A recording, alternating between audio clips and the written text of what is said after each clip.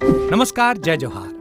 क्या आप भी गवर्नमेंट एग्जाम्स की तैयारी करना चाहते हैं? क्या आप भी मेमोरी टेक्निक्स और ट्रिक्स के जरिए बहुत ही कम समय में स्मार्ट स्टडी करना चाहते हैं? क्या आप चाहते हैं कि सीजी व्यापम टॉपर आपको पढ़ाए? तो डाउनलोड करिए योगेंद्र साहू क्लासेस ऐप। यहाँ 10 से अधिक गवर्नमेंट एग्जाम्स क्रैक करने वाले और सीजी व्यापम टॉप करने वाले योगेंद्र सर सीजीपीएससी और सीजी व्यापम के अंतर्गत होने वाले सभी एग्जाम्स की तैयारी कराएं। तो डाउनलोड करिए Yogendra Sahu classes app to be the best, learn from the best.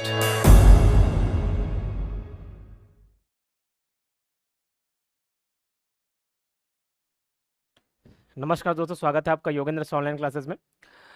सहकारिता विभाग से संबंधित कुल मिला के 407 पदों पर भर्तियां निकली हुई हैं और ये एक सुनहरा अवसर है आपके लिए कि आप अपना मनचाहा पोस्ट ले लें और सैलरी तो अच्छी खासी है ही, एक आपका सेटल लाइफ दे सकता है।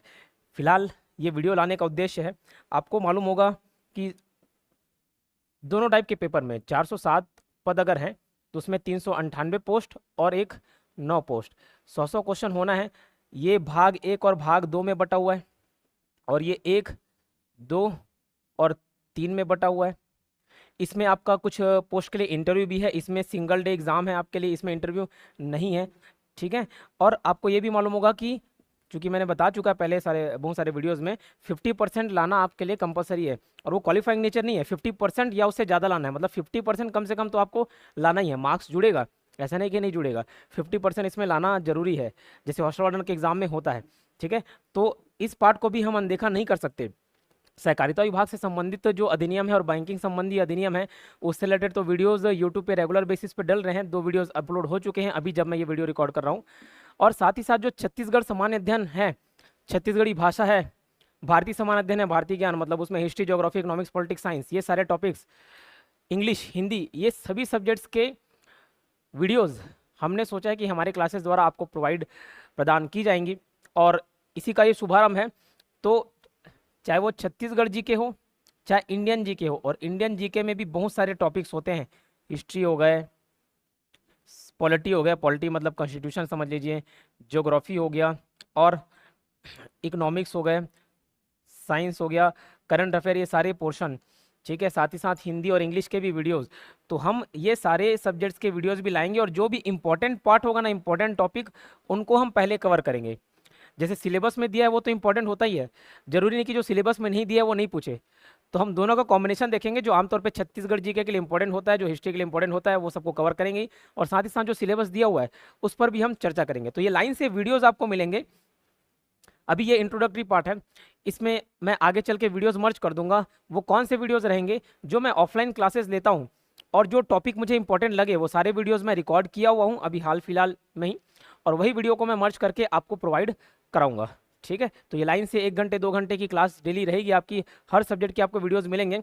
तो आप अभी शुरुआत में क्या काम करना है आपको, ये पहला काम करना है कि चैनल को सब्सक्राइब कर लेना है, ठीक, क्योंकि जैसे ही वीडियोस मिलेंगे आपको नोटिफिकेशन आ जाएगा, आपकी तैयारी यूट्यूब से ही हो जाएगी। दूसरा काम आपको क्या करना है, Yogendra Sahu classes application download करना है। योगेंद्र साहू क्लासेस, सर कहाँ से मिलेगा एप्लीकेशन? ये लिंक में भी है, कमेंट बॉक्स में भी है, डिस्क्रिप्शन में भी है, और आप गूगल प्ले स्टोर से भी डाउनलोड कर सकते हैं। सर इसका क्या फ़ायदा? चाहे आप सहकारिता विभाग वाला कोर्स खरीदे हो या ना फिर ना खरीदे हो, लेकिन उसमें जो सहकारी संबंधी है, कई बच्चों को समझ नहीं आ रहा है कि एमसीक्यूज़ कहाँ से करें, ऑब्जेक्टिव्स कहाँ से करें। तो जो मैं टॉपिक पढ़ाते जा रहा हूँ यूट्यूब पे, उसी के ऑब्जेक्टिव्स वहाँ पे आपको फ्री मिलेंगे। जरूरी नहीं कि आप कोर्स को खरीदें।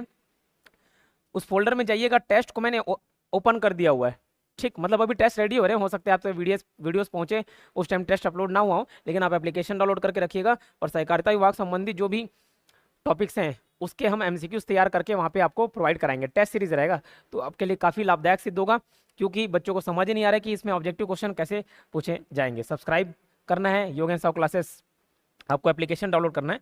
साथ ही साथ मैं बताना चाहूँगा कि हमारे यहाँ सहकारिता संबंधी 3 प्रकार के कोर्स लॉन्च किए जा चुके हैं। मेरा जितना अनुभव है, हमारे फैकल्टीज़ का जितना अनुभव है एग्जाम निकालने का, वो सारे अनुभव हमने इसमें निचोड़ के रूप में डाल दिया हुआ है।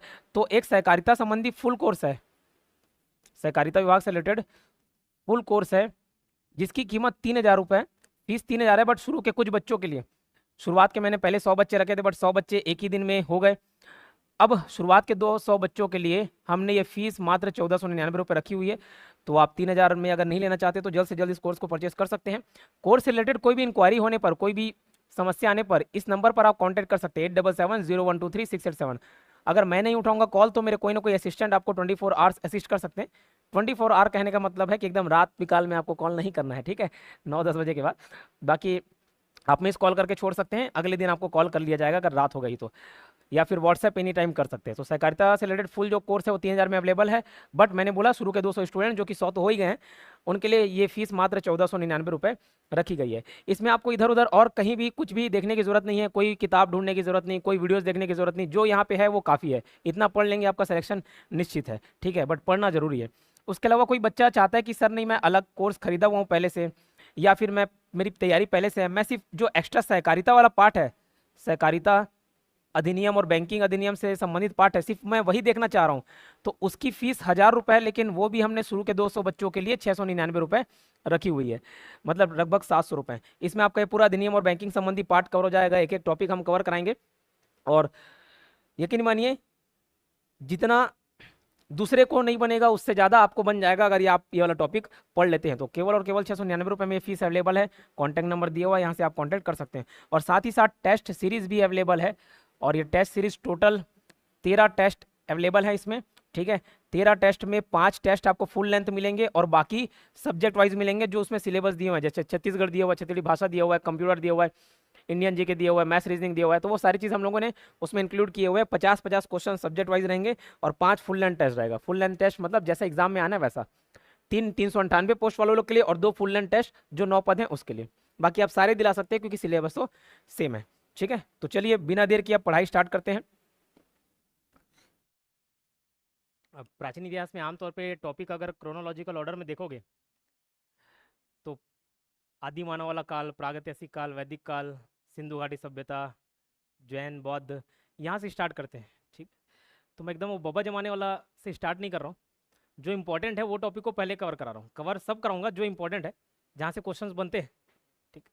नहीं तो इतिहास सागर है और आप कितना भी उसका पानी पी लो ख़त्म नहीं होगा, ठीक है। तो जितने अपना काम का है नहाने धोने के लिए उतना ही बस वहाँ से पानी निकालना है। तो प्राचीन इतिहास में उतना ही पढ़ेंगे जितना काम का है, लेकिन थोड़ा सा एक्स्ट्रा ही पढ़ेंगे, एकदम शॉर्ट में नहीं निपटाऊंगा। तो आज जो पहला टॉपिक रहेगा वो मौर्य साम्राज्य का रहेगा। मौर्य साम्राज्य पढ़ेंगे, ठीक है। मौर्यन एम्पायर, चंद्रगुप्त मौर्य सुने होंगे नाम, अशोक सुने होंगे, ठीक है, अशोक स्तंभ, वो कहानी सुने होंगे, ठीक है। तो एंशिएंट हिस्ट्री से शुरुआत करेंगे। ये इसका एक पीपीटी फॉर्म बना हुआ है, लेकिन इसको बच्चे को प्रिंट आउट कराते नहीं बनता, तो इसका प्रिंटेबल फॉर्मेट में टाइप करवा के अपलोड करवा दूंगा ऑनलाइन के लिए भी, और ऑनलाइन ऑफलाइन को भी मैं सेंड कर दूंगा, ठीक है, पीडीएफ। तो ये खैर पीपीटी बना, इस पीपीटी में बाद में आएंगे, पहले मैं लिख के समझा दे रहा हूँ। चाहे तो नोट डाउन करना हो, शॉर्ट नोट्स बनाना हो तो बना लेना, पूरा मत लिखते रहना। अगर नोट्स बनाना होगा आपको तो छोटा छोटा पॉइंट लिखना, इंग्लिश वाले इंग्लिश में, हिंदी वाले हिंदी में। टर्मिनोलॉजीज जो हैं वो मैं बताते चलूँगा। क्या होता है, जो नाउन है, नेम प्लेस वाला नाउन है, उसका इंग्लिश ट्रांसलेशन नहीं होता। अगर मगध है तो मगध, मौर्य है तो मौर्य, चंद्रगुप्त है तो चंद्रगुप्त, बस स्पेलिंग आपको ध्यान रखना है। तो वो नहीं भी बताऊँ तो उतना इंग्लिश मीडियम में कर सकते हो कि इंग्लिश उसका वर्जन लिख सकते हो, ठीक है। जो टर्मिनोलॉजीज हो गई वो मैं आपको बताते चलूँगा ताकि आपको तकलीफ ना हो, ठीक है। तो आज जो सबसे पहले टॉपिक देखेंगे वो पढ़ेंगे मौर्य साम्राज्य।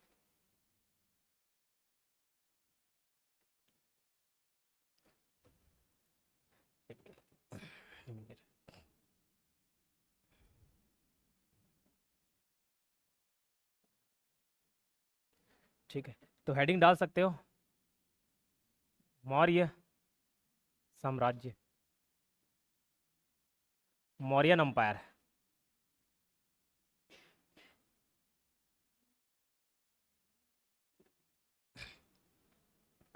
ठीक, मौर्यन अंपायर।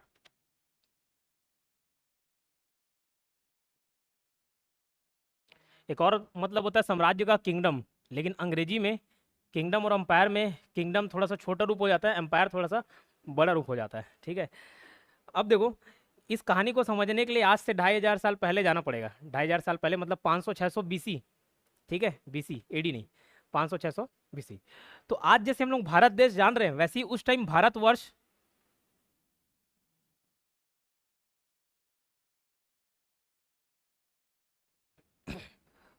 भारतवर्ष जो था वो कहाँ से कहाँ तक काउंट करते थे? जो हिंद कुश पर्वत है, हिंद कुश पर्वत मतलब जैसे हिमालय विस्तृत है ऊपर में नॉर्दर्न इंडिया में, तो आगे जाके पाकिस्तान अफगानिस्तान में सुलेमान पर्वत, हिंद कुश, ये सब नाम से जाना जाता है। ठीक है, तो वहाँ पर्वत श्रेणी तक भारतवर्ष के नाम से जाना जाता था। ठीक है, तो भारत देश जैसे अभी 28 राज्यों में बचा हुआ है, कुछ यूनियन टेरिटरीज में बटा हुआ है, वैसे ही उस समय, मतलब आज से 2500 साल पहले की बात बता रहा हूँ, उस टाइम जो भारत था वो 16 अलग अलग महाजनपद में बटा हुआ था। क्या नाम से जाना जाता है? महाजनपद। महाजनपद कुछ नहीं, जैसे छत्तीसगढ़ राज्य है, एमपी है, उड़ीसा है, झारखंड है, बस वैसे ही अलग अलग महाजनपद थे। तो 16 महाजनपद की एक सूची देखेंगे। फिलहाल मैं जिस महाजनपद की बात कर रहा हूँ, जहाँ से कहानी स्टार्ट होगी, उस महाजनपद का नाम है मगध। तो ये नेपाल का पर्वत और इसके नीचे यूपी बिहार, आज का यूपी बिहार, ये पूरा कौन सा एम्पायर था? मगध महाजनपद। मगध जनपद क्यों इंपॉर्टेंट था? क्योंकि वो आर्थिक रूप से, राजनीतिक रूप से, सैनिक रूप से, सभी दृष्टि से अच्छा था, तगड़ा था। ठीक है, और पैसा कमाने का वजह था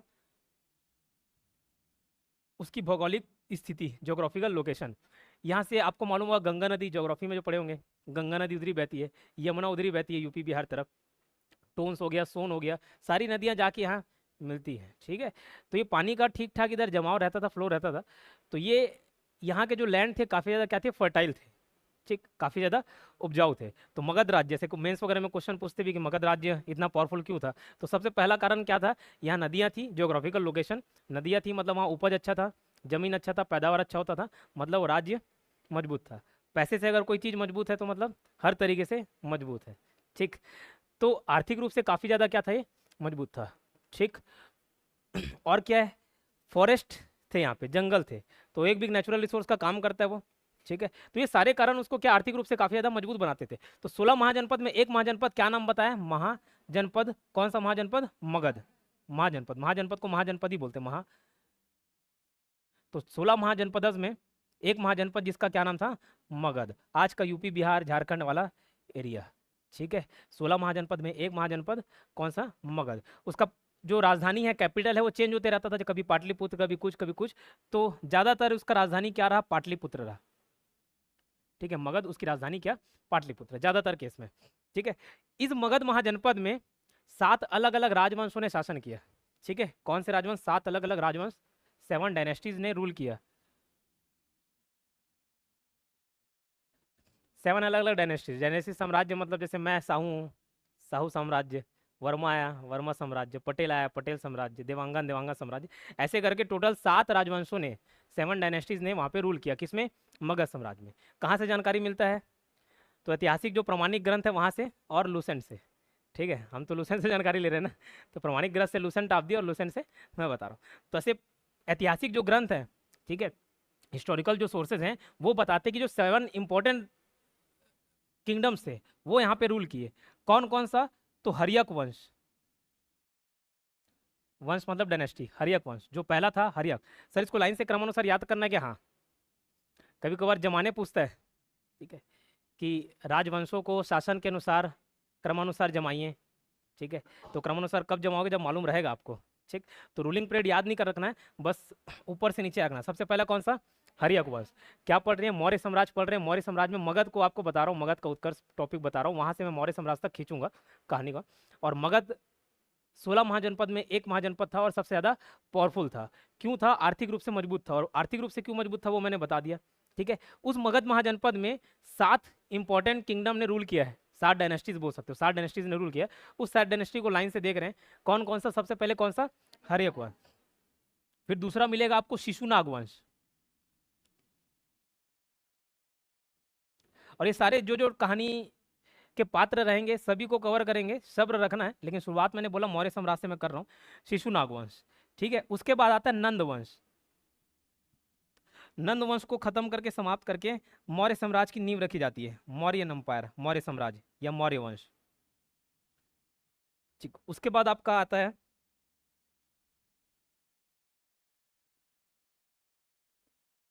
शुंग वंश।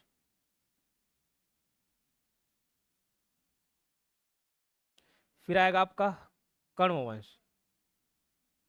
और लास्ट जो 7वां है, लास्ट मतलब उसके बाद मगध का क्या बोलना चाहिए, डाइवर्जन हो गया, समझ लो, अलग अलग बढ़ गया, शुंग वंश, कण्व वंश।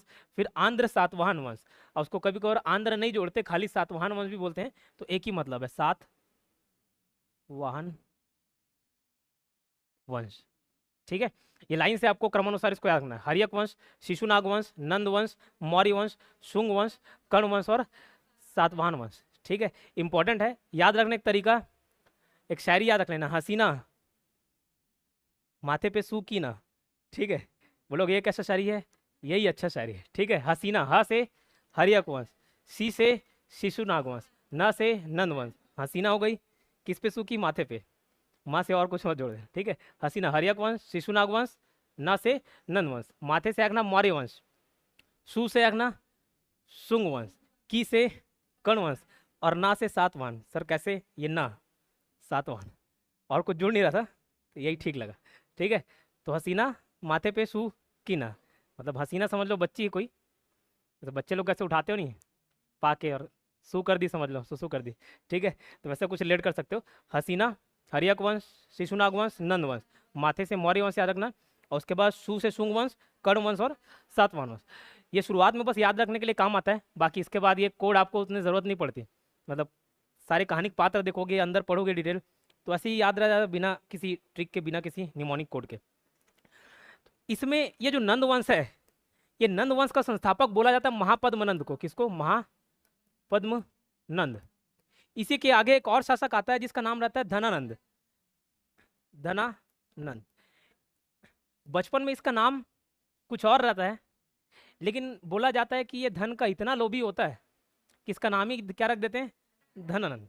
तो बोलता था जिस बिस्तर में सोता था वहाँ, हाँ, सोना चांदी 500-2000 का नोट रखे रहता था। ठीक है, गांधी वाला। ठीक, तो सोना चांदी का सिक्का बोलता है कि उसी के ऊपर ये सोता था। इतना धन का लोभी था, मतलब ललचट्टा प्रवृत्ति का आदमी था, इसलिए इसका नाम क्या रख दिए, धनानंद रख दिए। ठीक है, अब ये धनानंद को क्यों बता रहा हूँ, इसलिए बता रहा हूँ कि एक और व्यक्ति आपको मिलेगा मकदूनिया का शासक, जिसका नाम था सिकंदर। अंग्रेजी में इसको अलेक्जेंडर बोल देते हैं, Alexander, Alexander the great, Sikandar महान। तो ये 356 बीसी में, बीसी मतलब पुराना, जीरो से और पीछे पीछे चलते जाओगे तो 356 बीसी में ये पैदा होता है। कौन, सिकंदर। ग्रीक तरफ एक क्षेत्र था जिसका नाम था मकदूनिया, मैसेडोनिया बोलते हैं हिंदी में, क्या, मकदूनिया या मैसेडोनिया। तो वहाँ का राजा था फिलिप। फिलिप की कई रानियाँ थी और कई बच्चे थे। तो बोला जाता जो सिकंदर की माँ थी वो उसको मरवा देती है। किसको, अपने पति को, अपने बाप को नहीं, अपने पति को। ठीक है, तो जो नुकसान होता है ससुराल पक्ष में होता है, माइकल है में नहीं। तो फिलिप जो था, ठीक है, कहाँ पे आ रहे हैं, अब सिकंदर पे आ रहे हैं, और सिकंदर से घूम फिर के भारत आएंगे। तो सिकंदर का बाप कौन, फिलिप। तो इन लोग कहाँ के शासक थे बताया, मकदूनिया के, मैसेडोनिया बोलते हैं। तो जो सिकंदर की माँ थी, बोला जाता है कि लोग साजिश करके इसको मरवा देते हैं ताकि राजा कौन बन जाए, सिकंदर बन जाए। और 19-20 साल की उम्र में, बहुत ही कम उम्र में सिकंदर राजा बन जाता है। कहाँ का, मकदूनिया का। ठीक है, अब इसके मन में यह आकांक्षा रहती है कि मैं जितने भी जमीन के बारे में सुना हूँ, उस टाइम यही कन्फ्यूजन था कि भैया धरती गोल है, चपटा है, तिरछा है, कैसा है, आड़ा तेरा, पता नहीं था। तो ये माना जाता था कि कोई बोलता था कि गोल है, कोई बोलता था फ्लैट सरफेस है, कोई बोलता था अनंत है। ठीक, तो जो अपना अपना ज्ञान देते थे। तो सिकंदर बोला कि मैं जितने क्षेत्र के बारे में जानता हूँ, सुना हूँ आज तक, उतना क्षेत्र मैं जीतूंगा। तो विश्व विजय का सपना लेके सिकंदर मकदूनिया से बाहर निकलता है। ठीक है, अब शुरुआत में बहुत ही कम सेना इसके पास रहती है, लेकिन धीरे धीरे धीरे ये जीतते जाता है, क्षेत्र भी कब्जा करते जाता है, और साथ में उनके सैनिक लेके आगे बढ़ते चलता है। ठीक है, जितना क्षेत्र था सब जीतते चले गया, जीतते चले गया, जीतते चले गया। एक उसका बहुत फेमस बैटल है, बैटल ऑफ गौगामेला। उसको याद नहीं रखना, फिर सुन लो, क्योंकि चाणक्य के मन में जो चिंता जागृत होती है वो गौगामेला के युद्ध के बाद होती है। तो पर्शिया का एक राजा रहता है, उसकी और सिकंदर की लड़ाई होती है। ठीक है, कहाँ पे, तो गौगामेला पे। तो गौगामेला जगह का नाम है, तो बैटल ऑफ गौगामेला।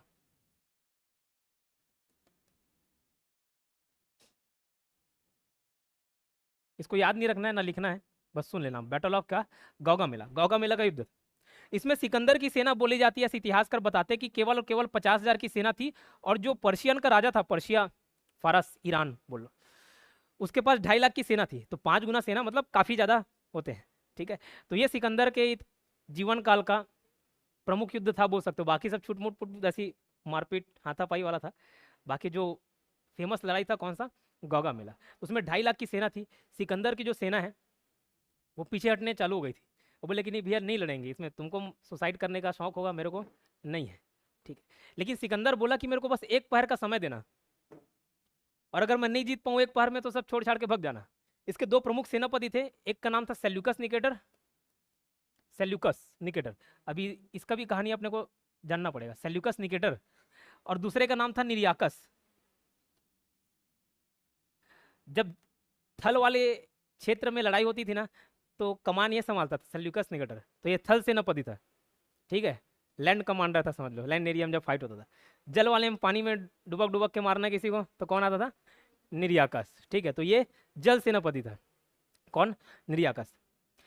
तो ये पीछे हटने लगे, तो सिकंदर जो था वो निरियाकस और किसको, सेल्यूकस निकेटर को, वो बोला कि भैया मेरे को एक पहर का समय देना, 3-4 घंटे का वक्त देना, उस एक पहर के समय में अगर मैं उस फारस के राजा को मार के नहीं आया तो तुम लोग छोड़ के चल देना। तो बहुत बड़ा बैटल था। तो इसकी मिलिट्री स्ट्रेटेजी कैसी थी, ये जो 2.5 लाख का सेना थी बताता ना पर्शियन राजा के पास, वो ऐसे जमाया था लाइन से, दिखाने के लिए, डराने के लिए, और खुद ऐसे इधर पीछे बैठा हुआ था। तो सिकंदर बोला कि भैया सेल्यूकस निकेटर तुम इधर लेफ्ट विंग संभालो, जो निरियाकस था वो बोला तुम सेंटर पार्ट संभालो, और सिकंदर खुद इधर राइट विंग में था, ठीक है। इसने क्या किया, ये इधर से लड़ाई झगड़ा चालू हुआ, ये जो सिकंदर था वो इधर जाने लगा, तो जो पर्शिया का राजा था उसको लगा कि भैया ये जैसे घूम के आके पीछे से मारेगा, ठीक। तो इसने अपने आधे पार्ट सेना को क्या किया, बोला सिकंदर जिधर जिधर जा रहा है उधर उधर फॉलो करते जाओ। तो ये इन लोग, सिकंदर इधर भागे तो ये इधर भागे, और बीच में क्या हो गया, जगह ऐसे खाली हो गया। सिकंदर डायरेक्शन चेंज कर दिया, बोला भाई सब इधर चलो, ठीक है। तो अचानक हुए हमले से पर्शिया का राजा नहीं संभल पाया, और एक ही पहर में सही में युद्ध समाप्त हो जाता है। उस टाइम वो राजा भाग जाता है, बाद में उसको खोज खाज के मार दिया जाता है। तो ये पर्शिया का युद्ध जैसे ही जीतता है, मतलब गौगामेला का युद्ध जीतता है, ये खबर मिलती है किसको, चाणक्य को। तो चाणक्य उस टाइम टीचर रहते हैं, ठीक है, क्या पढ़ाते हैं, इकोनॉमिक्स, अर्थशास्त्र। तो तक्षशिला यूनिवर्सिटी में वो क्या रहते हैं, शिक्षक, ठीक है। तो उस टाइम मामूली शिक्षक रहते, कोई नहीं जानता था, लेकिन कभी कभार कुदरत ऐसा चोट पहुंचाता है कि फेमस होने का मौका मिल जाता है। तो एक व्यक्ति थे, एक टीचर थे, नाम था उनका क्या, चाणक्य। और भी कई नाम से जाना जाता है, जैसे कौटिल्य हो गया। कहानी सुनते चलना, और लिखा हुआ तो सब है ही, जो याद करना होगा वो कहानी सुनते सुनते हो जाएगा, और बाकी जो तकलीफदायक रहेगा वो मैं याद करा दूंगा। और इसका एक और नाम था विष्णुगुप्त, ठीक है। तो इकोनॉमिक्स से तक्षशिला के कॉलेज में, यूनिवर्सिटी में इकोनॉमिक्स पढ़ा रहे थे, national income, GDP, CRR, SLR, ये सब पढ़ा रहे थे। उस टाइम में इनको खबर मिलता है कि भैया एक सिकंदर है, वो धीरे धीरे कहाँ तक पहुँचने वाला है, भारत तक जाऊँगा बोला। तो उसको ये चिंता सताई कि यार अगर ये विदेशी आक्रमण हुआ और यहाँ आए तो यहाँ की संस्कृति, यहाँ की सभ्यता समाप्त हो जाएगी, ठीक। वहाँ पे जो भारत है वो फिर भारत नहीं रहेगा, ठीक है, उसकी संस्कृति सभ्यता समाप्त हो जाएगी। सिकंदर तो सब उजाड़ते हुए आ रहा है। तो चाणक्य के मन में उस टाइम एक बात आई पहली बार कि क्यों ना ये 16 महाजनपद को एक अखंड भारत बनाया जाए। तो सबसे पहले अखंड भारत का सपना देखने वाला कौन, चाणक्य। तो बोला 16 महाजनपद को एक में बटाए माला जाए, ठीक है, मला जाए मतलब गुथा जाए। तो कैसे किया जाएगा, तो इसने चुना सबसे पहले किसको, मगध जनपद को। इसीलिए मगध की कहानी बता रहा था आपको, ये वाला था। अब मगध चुनने का कारण क्या था, 16 अलग अलग महाजनपद थे। ये चेर चोल पांडे इधर वाले को छोड़ दे, इधर साउथ इंडिया में अलग डायनेस्टी चलता था, उसके अलावा 16 अलग अलग महाजनपद थे, और पाकिस्तान अफगानिस्तान तक ये फैला हुआ था, और इधर कहाँ, बंगाल तक। उसमें किसी एक महाजनपद को इसने चुना, और वो उसका नाम क्या था, मगध जनपद। उसको चुनने का कारण क्या था, क्योंकि ये पड़ता था सेंटर में, और यहाँ से सेंटर से बाकी चीज़ को कंट्रोल करना, उसका एडमिनिस्ट्रेशन संभालना आसान हो जाता है, ठीक है। और मगध महाजनपद पावरफुल भी था उस टाइम। वहाँ पे रूलर कौन था पूछा जाए तो धनानंद। तो बोल सकते हो कि सिकंदर का समकालीन कौन था, धनानंद था। समकालीन मतलब कंटेम्प्रेरी, ठीक है, कंटेम्प्रेरी मतलब जैसे मोदी है तो राहुल गांधी है, तो मोदी का समकालीन हो गया, आगे चल के इतिहास में पढ़ोगे तो उसका समकालीन था, मतलब एक समय में थे। तो वैसे सिकंदर और कौन थे इधर, धनानंद। तो ये जो शिक्षक था तक्षशिला का, वो टीचर कहाँ गया, धनानंद के पास गया। और धनानंद थोड़ा अय्याश प्रवृत्ति का था, तो रात में जाता है, उस टाइम बढ़िया डांस गाने का आयोजन चलते रहता है, और धनानंद पी के टून रहता है, ठीक है, देसी विदेशी ही मारे रहता है और टून रहता है बढ़िया, इधर आइटम सॉन्ग चलते रहता है। उस बीच में चाणक्य उसको समझाने का प्रयास करता है, एक मैप ले जाता है, देखो भैया सिकंदर यहाँ आ गया, ऐसे आक्रमण करेगा। तो उसको जो आइटम सॉन्ग है चिकनी चमेली चलते रहता है, वो डिस्टर्ब हो जाता है। तो उससे गुस्सा आता है किसको, धनानंद को, और बस ये बात बोल देता है कि सिकंदर आपको हरा सकता है। उसमें उसका ईगो हर्ट हो जाता है कि ऐसे कैसे कोई छोटा मोटा शासक आके मेरे को हरा के चल देगा। तो उसको चाणक्य को एक लात मारता है, और वहाँ से भगा देता है। ठीक है, तो जो उसका चुटा ही रहता है उसको ऐसे चुंदियाता है 2-3 बार। अब बोलता है कि भैया तुम ब्राह्मण हो, भीख मांगने का काम करो और यहाँ से निकलो। तो चाणक्य का एकदम ईगो हर्ट हो जाता है। बोलता है मैं शिक्षक हूँ, मैं राष्ट्र का निर्माण कर भी सकता हूँ और विध्वंस भी कर सकता हूँ, एक शिक्षक में उतनी ताकत होती है।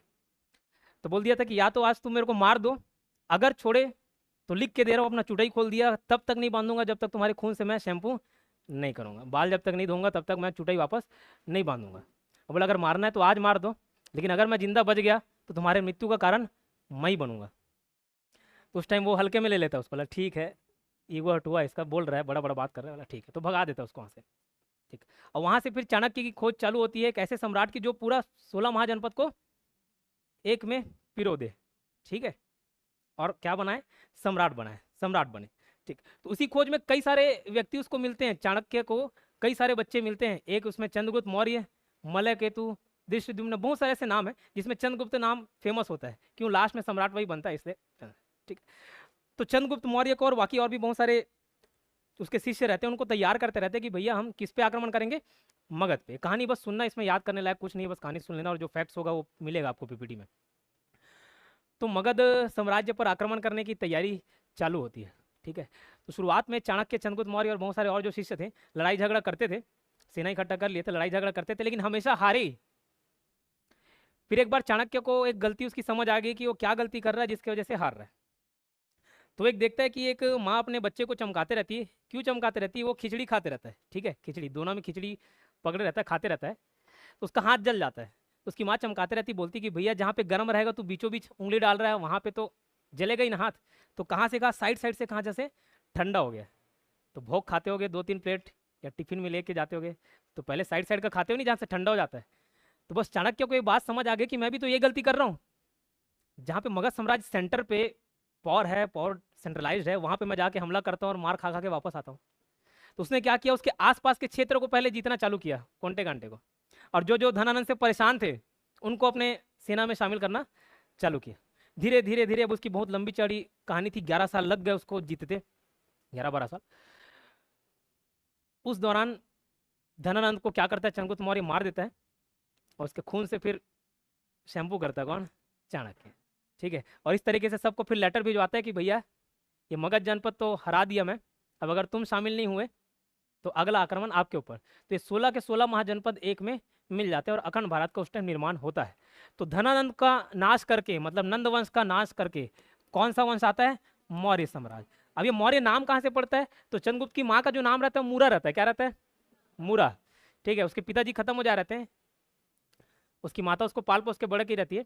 तो बोलते हैं कि भैया जो मेरा नाम जाना जाएगा वो मेरी माँ के नाम पे जाना जाएगा। ठीक है, तो चंद्रगुप्त मूरा से क्या कर दिए, मौर्य। ठीक, तो वहीं से मौर्य साम्राज्य की नींव पड़ती है। ठीक, क्लियर। तो चंद्रगुप्त कैसे बनता है उसका कहानी अपने को नहीं जानना है, पूरा एपिसोड नहीं देखना है लाइन से। ठीक है, टीवी सीरियल में दिखाता है, ये चाहे तो आप देख सकते हैं 1-2 महीने तक, 3 दिन। ठीक है, तो मौर्य साम्राज्य की नींव रखती है, जिसका संस्थापक किसको बोला गया, चंद्रगुप्त मौर्य। अभी इस बीच और क्या होता है, सिकंदर तो आ रहा था भारत पे। ठीक, तो सिकंदर कई सारे राजा को हरा देता है, जैसे आम्बी हो गया, आम्बी हरा देता है। उसके बाद आम्बी क्रॉस करने के बाद झेलम नदी के तट पर उसका सामना होता है किससे, पोरस से।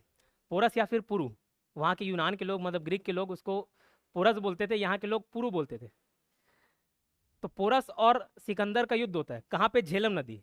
झेलम याद है, इंडियन ज्योग्राफी में पढ़ाया था, सिंधु झेलम चिनाब रावी व्यास सतलज। तो यहाँ पे झेलम और व्यास 2 नदी मिलेंगे भी आपको। तो ये झेलम नदी के तट पे सिकंदर और पोरस की सेना आमने सामने हो जाती है। ये झेलम नदी, ये नदी बह रहा है पानी, इधर सिकंदर है, उधर पोरस की सेना है। लेकिन सिकंदर अपनी धीरे धीरे सैनिक क्षमता बढ़ा चुका था, और बोला जाता है कि पोरस की सेना जितनी थी उससे 4 गुना सेना किसके पास थी, सिकंदर के पास। लेकिन इस टाइम में बारिश चालू हो जाता है, जब ये एंट्री मारता है, झेलम नदी के पास रहता है, तो बोला जाता है कि बरसात हो जाता है, बरसात का मौसम चालू हो जाता है। तो बरसात मौसम चालू होता है मतलब झेलम नदी एकदम उफान पे रहता है। ठीक है, तो सिकंदर क्रॉस नहीं कर पाता। ठीक, तो पूछा जाता है सब क्वेश्चन, जो कहानी बता रहा हूँ वहाँ से क्वेश्चन बनते हैं कि झेलम नदी के तट पे कौन अपना पड़ाव डाल के बैठा हुआ था, कैंप लगा के बैठा हुआ था, तो सिकंदर और पोरस की सेना। ठीक है, तो जो पोरस रहता है वो पूरा तरीके से तैयार नहीं रहता, उसको लगता है कि भैया नदी इतना उफान में है, ये सिकंदर कैसे पार कर पाएगा, आज तक हम लोग बचपन में नदी के बाजू में रह रहे हैं, तैर के पार नहीं कर पाए, इतनी सारी सेना को कैसे पार कराएगा। तो आजू बाजू के राज्य से पोरस जो है सैनिक सहायता मांगने को जाता है, भिजवाता है। ये बात मालूम चलती किसको? सिकंदर को। उसको मालूम था कि अगर सैनिक सहायता पोरस के पास पहुंच गई तो मेरा जीतना मुश्किल हो जाएगा, तो मेरे कैसे भी ले दे के ये भले बाढ़ की स्थिति हो मेरे को ये नदी पार करना पड़ेगा। तो सिकंदर एक गेम खेलता है, क्या करता है, जो कैंप था ना यहाँ पे आग जला के रखता है और कुछ सैनिकों को मूवमेंट करने बोलता है, बाकी आधी जादी सेना को सबको लेके जाके यहाँ से थोड़ा दूर से लेके क्रॉस करवा लेता है। तो पोरस को पता ही नहीं चलता कि भैया सिकंदर की सेना पहुंच गई। उसको खबर मिलता है सुबह सुबह, फिर लड़ाई झगड़ा चालू होता है। ठीक है, लेकिन पोरस की जो सेना थी अच्छा खासा नुकसान पहुंचा है किसको? सिकंदर को। अब अलग अलग इतिहासकारों में अलग अलग मत है, कोई बोलता है सिकंदर को हरा दिया, कोई बोलता है सिकंदर पोरस को हरा दिया। हमको जो कहानी पढ़ना है, सिकंदर ने पोरस को हराया। कौन सी नदी के किनारे युद्ध हुआ? झेलम नदी। इसको झेलम नदी का युद्ध भी बोल देते हैं, वितस्तता भी बोल देते हैं, या अंग्रेजी में जो यूनान लोग हैं उसको हाइडे स्पीच का नाम दिया। क्या? हाइडे स्पीच। हाइडे स्पीच का युद्ध बोला। तो 3 नाम हो गया, झेलम नदी के किनारे हो, ठीक है, या फिर हाइडे स्पीच युद्ध, वितस्तता का युद्ध, ये सब नाम उसका था। ठीक है, अब सिकंदर इसको हरा तो देता है पोरस को, लेकिन पोरस की जो सेना थी काफी ज्यादा नुकसान पहुंचाती किसको? सिकंदर की सेना को। उसका कारण था हाथी। जब सिकंदर यहाँ भरा आता था तो पहली बार हाथी देखता है और पहली बार बंदर देखता है, मतलब बंदर और हाथी पहली बार देखे रहता है। बोला भैया ये कौन सा घोड़ा है, इतना बड़ा घोड़ा। ठीक है, तो हरा देता है। अब उसको कैसे हराता है उसकी कहानी पे नहीं जा रहा हूँ।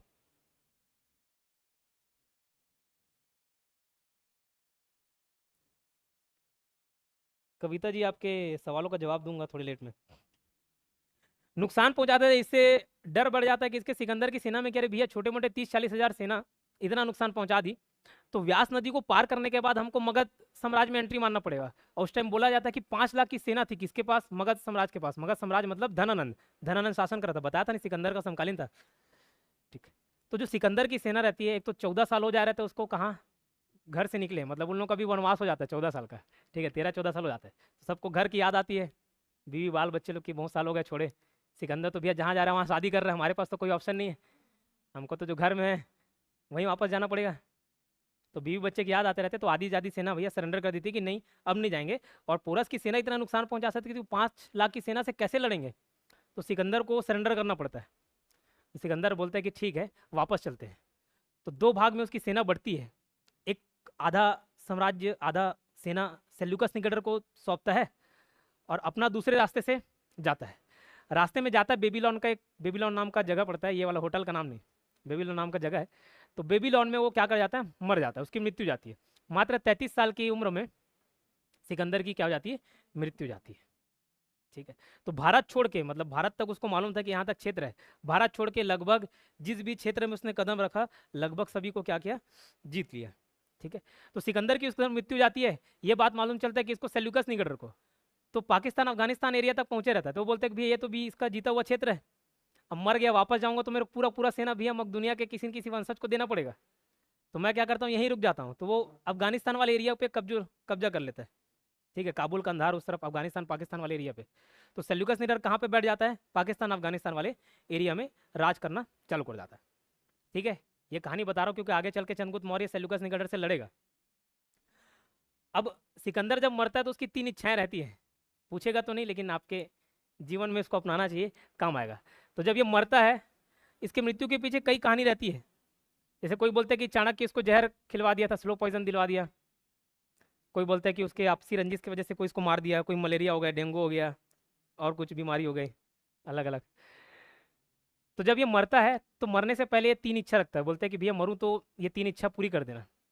क्या? तो पहला, मेरा जनाजा जो उठाएंगे वो जो हकीम इलाज कर रहे हैं ना, डॉक्टर लोग, उन लोग उठाएंगे, ताकि लोग देख सके कि जब आपकी मृत्यु आती है तो भैया कोई हकीम कोई डॉक्टर, वो जो दीवारों पर लिखे रहता है ना शनिवार रविवार मिले, तो किसी भी दिन मिल लो, काम नहीं हो पाएगा। ठीक है, तो जनाजा कौन उठाएंगे? डॉक्टर उठाएंगे।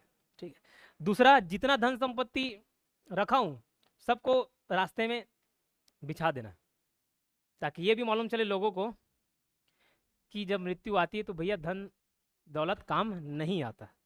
और लास्ट ये था कि ऐसे मेरे हाथ को ऐसे रखना शाहरुख खान जैसे, ठीक है, ताकि मालूम चले कि मैं खाली आया था और खाली हाथ गया।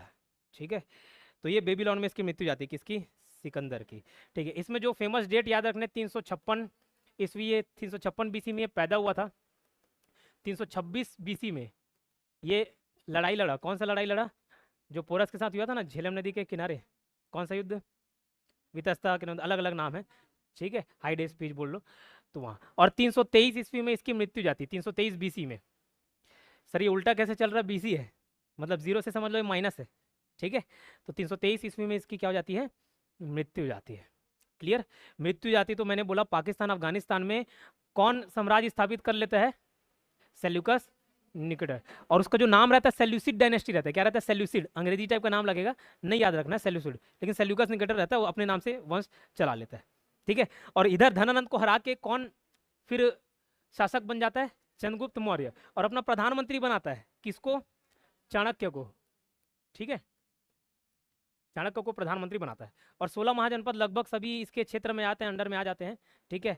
कलिंग को छोड़ के, और नीचे जो साउथ इंडिया वाला पार्ट रहता है जहाँ चेर चोल पांड्य लोग शासन कर रहे थे, उसको छोड़ के ये मौर्य साम्राज्य कहाँ तक स्थापित रहता है अगर पूछा जाए तो, मौर्य साम्राज्य मतलब अपने चरम सीमा पे तो पूरा पाकिस्तान अफगानिस्तान तक, हिंद कुश क्षेत्र तक, हिंद कुश पर्वत जो बताया, मतलब पाकिस्तान अफगानिस्तान से लेके इधर बंगाल तक, बंगाल मतलब आज का पश्चिम बंगाल भी और आज का बांग्लादेश भी, ठीक है। तो ये पूरा बंगाल तक इसका सीमा रहता है। और उत्तर से लेके दक्षिण में मैसूर तक, मतलब मैसूर कर्नाटक वाले एरिया तक, ये नीचे छोड़ दो चेर चोल पांड्य, ये लोग कभी जीत नहीं पाए। इतना पूरा एरिया किसका रहता है, मौर्यन अंपायर का, मौर्य साम्राज्य का, ठीक है, इतना क्लियर। लेकिन धीरे धीरे इकट्ठा करता है, ऐसे नहीं कि एक बार में जीत गए, जैसे ये सेल्यूकस निकेटर को बाद में हरा के इधर कब्जा करता है, ठीक। तो अब ये राजगद्दी पे बैठ तो जाता है, लेकिन इसका एक कॉम्पिटिटर रहता है, नाम क्या रहता है, सेल्यूकस निकेटर। ये वही रहता है जो सिकंदर का सेनापति, सेल्यूकस निकेटर। तो चाणक्य को मालूम था कि भैया जो सपना सिकंदर का अधूरा रह गया था ना, सेल्यूकस निकेटर कभी न कभी पूरा करने आ जाएगा। तो सेल्यूकस निकेटर का झगड़ा आसपास के क्षेत्र में हो जाता है। तो चाणक्य को ये बात मालूम चलता है, तो उसने चंद्रगुप्त मौर्य को बुलाया और बोला कि ये सही अवसर है, दुश्मन अभी कमजोर है, पहले से दूसरे जगह लड़ झगड़ रहा है, तो हम क्या करेंगे, उसको पीछे से आक्रमण करेंगे और उसको हराएंगे। तो पहले से सेल्यूकस निकेटर इधर पार्टी से लड़ते रहता है, इधर से कौन आक्रमण कर देता है, चाणक्य और चंद्रगुप्त मौर्य। ये बैटल कब होता है, 305 बीसी में, अगर मैं गलत नहीं हूँ तो 305 बीसी, देख लेंगे, 305 304 303 आसपास, 305 बीसी में लड़ाई होता है, ठीक है, किसके साथ, सेल्यूकस निकेटर के साथ, ठीक। अभी इस युद्ध में आधी सेना इसकी इधर बट रहती है, आधी इधर बट रहती है, ठीक है। तो उसमें ना सेल्यूकस निकेटर क्या हो जाता है, हार जाता है। अब जब सेल्यूकस निकेटर हार जाता है, संधि करना पड़ता है उसको, ठीक। तो चाणक्य का वैसे भी कोई मंशा नहीं था कि उतना पूरा क्षेत्र को कब्जा करे, वो बोला कि भैया मेरे को कुछ क्षेत्र बस दे देना, अब लड़ाई झगड़ा किया हूँ, इतना रिसोर्स खर्च किया हूँ, तो कुछ तो फायदा मिलना चाहिए। तो क्या फायदा मिलेगा, तो काबुल, कंधार, हेरात, ये सब कुछ क्षेत्र अफगानिस्तान पाकिस्तान वाले एरिया को खुद मांग लेता है, और बदले में उसको 500 हाथी देता है। मैंने बोला उन लोग हाथी हाथी नहीं देखे थे, तो एक हाथी समझ लो 100 सेना के बराबर था, तो 500 हाथी देता है उसको, ठीक है, 500 हाथी देता है, जिसके मदद से वो इधर वाला युद्ध जीत जाता है।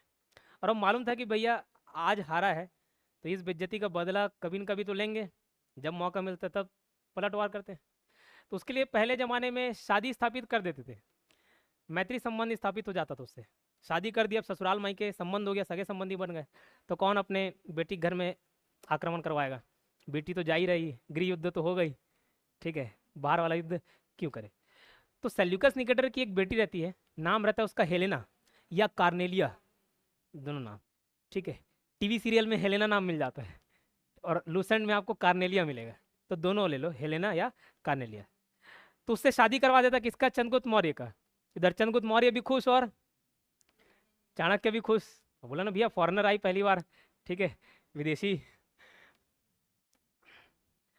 तो किससे शादी हो जाता है, चंद्रगुप्त मौर्य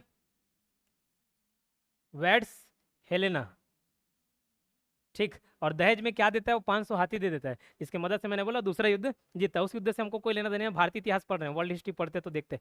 तो चंद्रगुप्त मौर्य वेड्स हेलेना, ये शादी होती है, ठीक है। और चंद्रगुप्त मौर्य बहुत सारी और शादी करता है, वैवाहिक संबंध स्थापित करता है, ठीक है।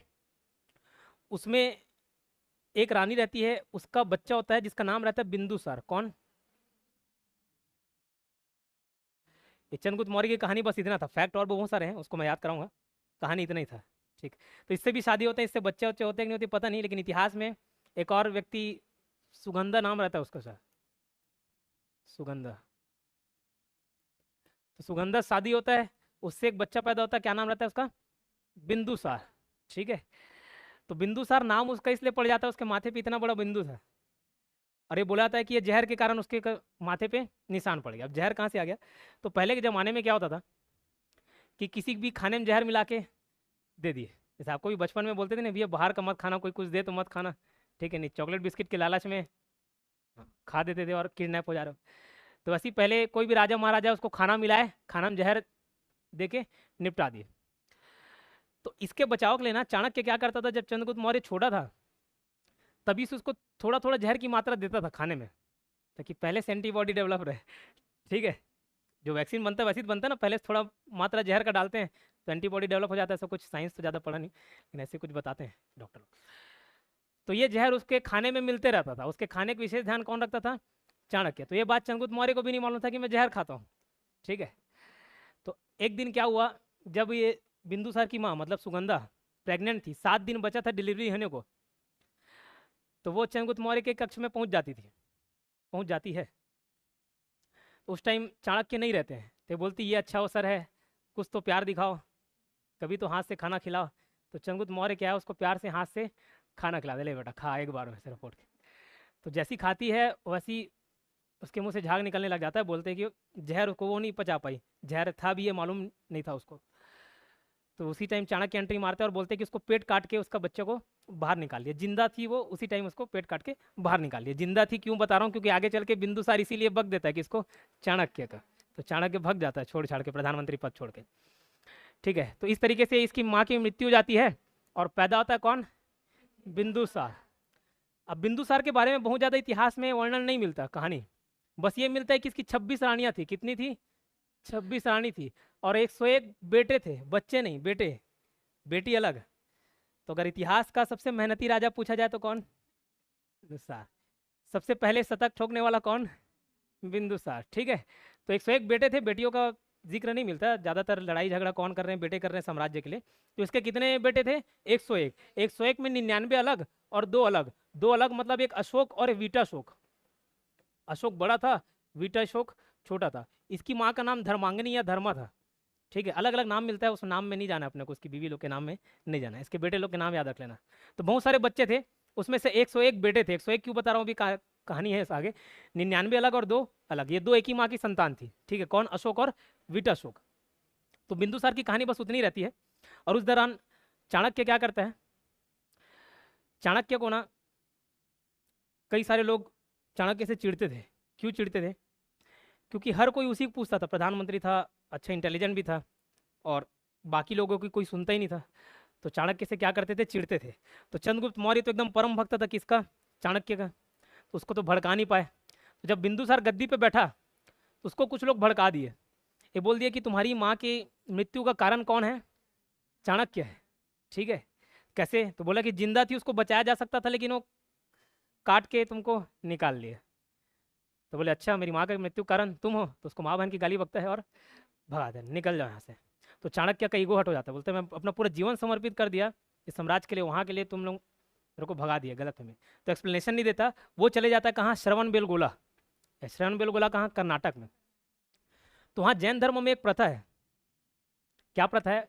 उस प्रथा में खाना पीना भोजन त्याग देते हैं, मतलब जब मृत्यु के निकट हैं, इससे पहले मृत्यु आप तक पहुँचे, आप मृत्यु तक पहुँच जाओ, तो उसमें बोलते हैं कि भोजन पानी सब त्याग देते हैं और उससे मृत्यु जाती है, उससे मोक्ष वगैरह प्राप्त होता होगा, ऐसा कुछ कंसेप्ट होगा उसमें। ठीक है, तो ये जो प्रथा है, इससे चंद्रगुप्त मौर्य की भी मृत्यु होती है।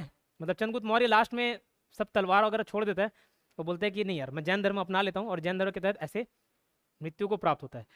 चाणक्य भी श्रवणबेलगोला जाता है, वहीं पे वो भी इसी तरीके से, इसी परंपरा के तहत मृत्यु को प्राप्त होता है। तो उसकी मृत्यु कहाँ होती है? श्रवणबेलगोला कर्नाटक में। चंद्रगुप्त मौर्य की भी मृत्यु वहीं होती है। ठीक है, लेकिन इस बीच बिंदुसार को जब बाद में गलती का एहसास होता है तो मनाने जाता है, लेकिन चाणक्य बोलता है कि नहीं, मैं अपने बाद में अडिग रहूँगा, जो एक बार बोल दिया मतलब वही पत्थर की लकीर है, तो फिर वापस नहीं जाता, वैसे उसकी मृत्यु जाती है। फिर बिंदुसार जाता है, जो बाद में भड़का रहता है, उन लोगों को निपटाता है। तो ये बिंदुसार की कहानी खत्म और चाणक्य की भी कहानी खत्म। चाणक्य की एक बहुत फेमस किताब है, नाम है अर्थशास्त्र।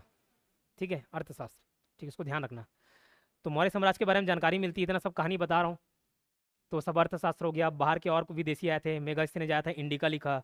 कुछ जैन धर्म बौद्ध धर्म थे, क्योंकि इस टाइम में जैन धर्म बौद्ध धर्म प्रचलित थे, वहाँ से कहानी मिलता है। अशोक ने कुछ शिलालेख बनाया, कुछ स्तंभ लेख बनाए, से कई सारे राजा लोग थे, लोग शिलालेख स्तंभ लेके सब बना के छोड़ के चले गए, वो सबसे जानकारी मिलती है। ठीक है, तो ये बिंदुसार की कहानी खत्म, चाणक्य की कहानी खत्म। अब बिंदुसार के बाद शासक जो आता है वो कौन रहता है? अशोक।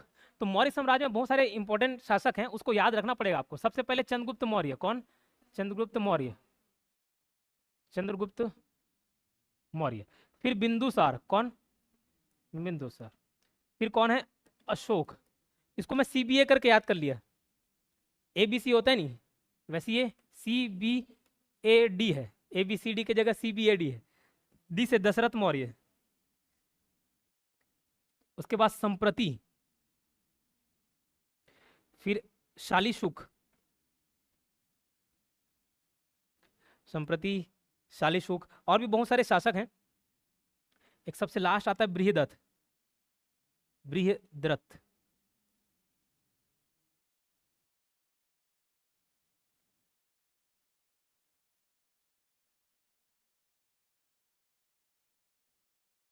जस्ट इसके पहले शतधन्वन करके नाम रहता है।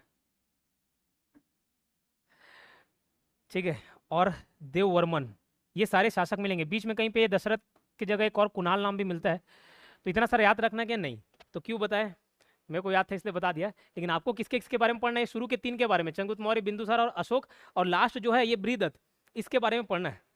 ठीक है, बाकी बीच वाला कभी अगर क्रोनोलॉजिकल ऑर्डर में पूछ दिया, आज तक तो पूछा नहीं है, किसी एग्जाम में देखा नहीं, लेकिन कभी पूछ दे तो इसको याद रखना। चंद्रगुप्त मौर्य, बिंदुसार, अशोक और दशरथ, CBAD, ये याद रहेगा। फिर दशरथ के पास संपत्ति थी नहीं, दशरथ मतलब राजा दशरथ वाला याद रख लेना, संपत्ति थी, तो संप्रति कैसे आया? शुल्क लगा के, तो शालीशुक। ठीक है, फिर देववर्मन, फिर शतधवन, शिखर धवन आते नहीं, वैसे शतधवन है। उसके बाद बृहदत्त। बृहदत्त अंतिम शासक होता है। कैसे अंतिम होता है उसको बाद में पढ़ेंगे। तो अंतिम शासक बृहदत्त, और ऊपर के 3 को याद रख लेना। ठीक, तो बिंदुसार के बाद राजगद्दी पे कौन बैठता है? अशोक। अब इसकी एक अलग कहानी है। मैंने बताया बिंदुसार की टोटल कितनी रानियां? 26। इधर 1-2 मिलने को मुश्किल होता है, उसके पास कितनी थी? 26। और कितने बेटे थे? 101। तो ये 101 बेटे को ना छोटा छोटा क्षेत्र बांट के रखा हुआ था, जिसमें अवंती का राज्यपाल कौन था? अशोक। अवंती का गवर्नर था। ठीक है, अंग्रेजी में गवर्नर और इधर राज्यपाल। ठीक है, अब ये अभी वाला राज्यपाल नहीं है, वो राज्यपाल मतलब पूरा वहाँ का चीफ मिनिस्टर था, समझ लो। तो अवंती, अवंती यूपी वाला एरिया कहीं पड़ता है, अवंती, इसका राज्यपाल था कौन?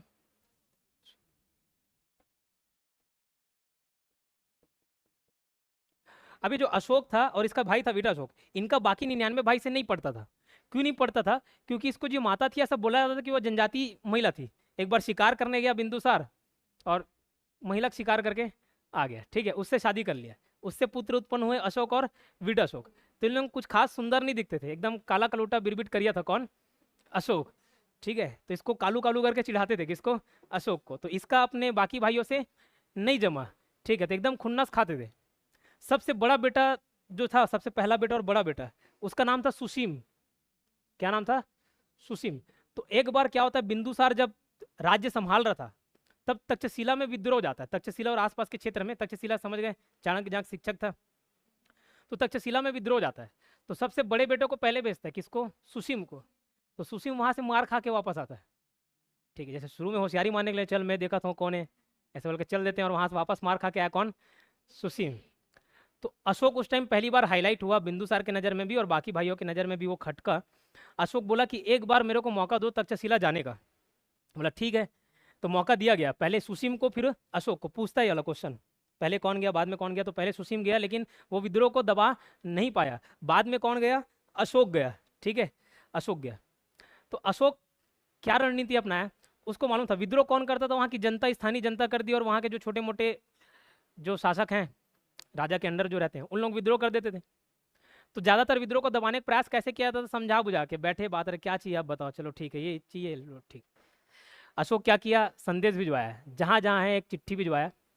बोला कि अगर विद्रोह शांत नहीं हुआ मेरे आने से पहले, तो लाइन से पूरे एक एक गांव साफ करते जाऊंगा, महिला बच्चे बूढ़े सब खत्म। बोला ठीक है। तो तक्षशिला एंट्री मारा। अब पहले ही राज्य जिस पे आक्रमण किया उस पर किसी को नहीं छोड़ा, बाल बच्चे डोकरे ढाकरे किसी को नहीं छोड़ा, सबको मरवा दिया, पूरा गांव गांव जला दिया। तो बाकी लोग में क्या हो गया? दहशत फैल गया, भैया ये अशोक सहीम जैसे बोलते नहीं, वैसी है, गुस्साला है, चंड अशोक बोलते थे उसको। ठीक, तो एक ही बार में बाकी लोग जो विद्रोह कर रहे थे वो क्या हो गए, शांत हो गए। उस टाइम बिंदुसार के मन में खटका, तो बोले कि नहीं भैया, जब ये आगे राज्य मेरे को देना होगा तो सुसीम थोड़ा अयोग्य लग रहा है, मैं किसको दूंगा, अशोक को। इसी बात से चिढ़ गए कौन, सुसीम। तो सुसीम और बाकी भाई इसके ऊपर काफ़ी ज़्यादा आक्रमण करवाने लग गए, ठीक है, हमला करवाने लग गए। लेकिन इस बात से इसकी जो माँ थी, किसकी माँ, अशोक की माँ, उसको अच्छा नहीं लगा कि भैया तुम यहाँ रहोगे राज दरबार में तो कभी न कभी निपटा दिए जाओगे, ठीक है, तो तुम सब चीज़ छोड़ छाड़ के जंगल वंगल चल जाओ। तो ये अपनी माँ को बहुत मानता था, इसकी माँ कसम दी इसको और भेज दी। तो बिंदुसार जब बूढ़ा होता है और जैसे ही मर जाता है तो सुसीम सबसे पहले क्या करता है, अशोक की माँ को मार देता है, ठीक है, कि बेटा तुम ही पैदा की हो अशोक को, तुम्हारा जीवन जीने कोई अधिकार नहीं, उसको मरवा देता है। तो ये बात जब मालूम चलता है अशोक को, तो वो जो संन्यास जीवन बीच में अपना लिया रहता है उसको छोड़ छाड़ के, और कैटरीना क्या बोलता हूँ, क्या नाम रहता है, करीना कपूर, मूवी देखे नहीं अशोक, तो करीना कपूर को छोड़ के वापस आता है कहाँ, मगध में, पाटलिपुत्र है, ठीक है। और 99 भाई को खोज खोज के मारता है, मतलब एक भाई ने उसकी माँ को मारा तो पूरे पूरे 99 भाई को मार देता है, ठीक है। तो अशोक को छोड़ के 100 लोग रहते हैं, एक को नहीं मारते, एक खुद का भाई रहता है ना, उसको काहे मारेगा बीटाशोक को। तो अशोक बाकी भाई लोग को खोज खाज के निपटा देता है, और गद्दी पे बैठता है कौन, अशोक, चंड अशोक, ठीक है। तो चंद्रगुप्त मौर्य, बिंदुसार, उसके बाद कौन आता है, अशोक आता है। तो जैसी इसकी प्रवृत्ति थी एकदम गुस्सैला, वैसी था। ये गद्दी पे बैठता है कब, 269 बीसी में, बीसी मतलब पहले वाला, ठीक है। और 269 में गद्दी पे बैठता है। चंद्रगुप्त मौर्य बोलो, बिंदुसार बोलो, अशोक बोलो, इसके समय में कलिंग को नहीं जीता जा सका था। और ये कलिंग क्या है, तो कलिंग मतलब आज का जो उड़ीसा है ना, वो उस टाइम किस नाम से जाना जाता था, कलिंग नाम से जाना जाता था, ठीक है। तो ये जो कलिंग है, ये कलिंग उड़ीसा, ये क्या है, पैसे की दृष्टि से काफ़ी ज़्यादा महत्वपूर्ण था, और ट्रांसपोर्टिंग फैसिलिटी यहाँ से अच्छी थी। कैसे ट्रांसपोर्टिंग फैसिलिटी, यहाँ से जब व्यापार होता था, जैसे श्रीलंका जाना है तो भी यहाँ से व्यापार कर सकते थे डायरेक्ट। कहाँ स्थल रूट अपनाएं, जंगल झाड़ी पड़ता है, पानी में बैठो, नाव चलाते चलाते चले जाओ, ठीक है। इधर इंडोनेशिया पड़ता है, अंडमान निकोबार पड़ता है, ठीक है। तो इंडोनेशिया के साथ व्यापार होता था, अंडमान निकोबार का तो पता नहीं। बर्मा हो गया, म्यांमार, उधर व्यापार होता था। तो ये क्या है, लोकेशन वाइज काफ़ी ज़्यादा इंपॉर्टेंट एरिया था। कौन सा, कलिंग। तो जो 99 भाई लोग को मारते रहता है ना, उसमें एक छोटा भाई रहता है, उसका जाके कहाँ शरण ले लेता है, कलिंग में। तो अशोक को एक अच्छा मौका मिल जाता है उससे लड़ाई झगड़ा करने का, किससे, कलिंग से, ठीक है।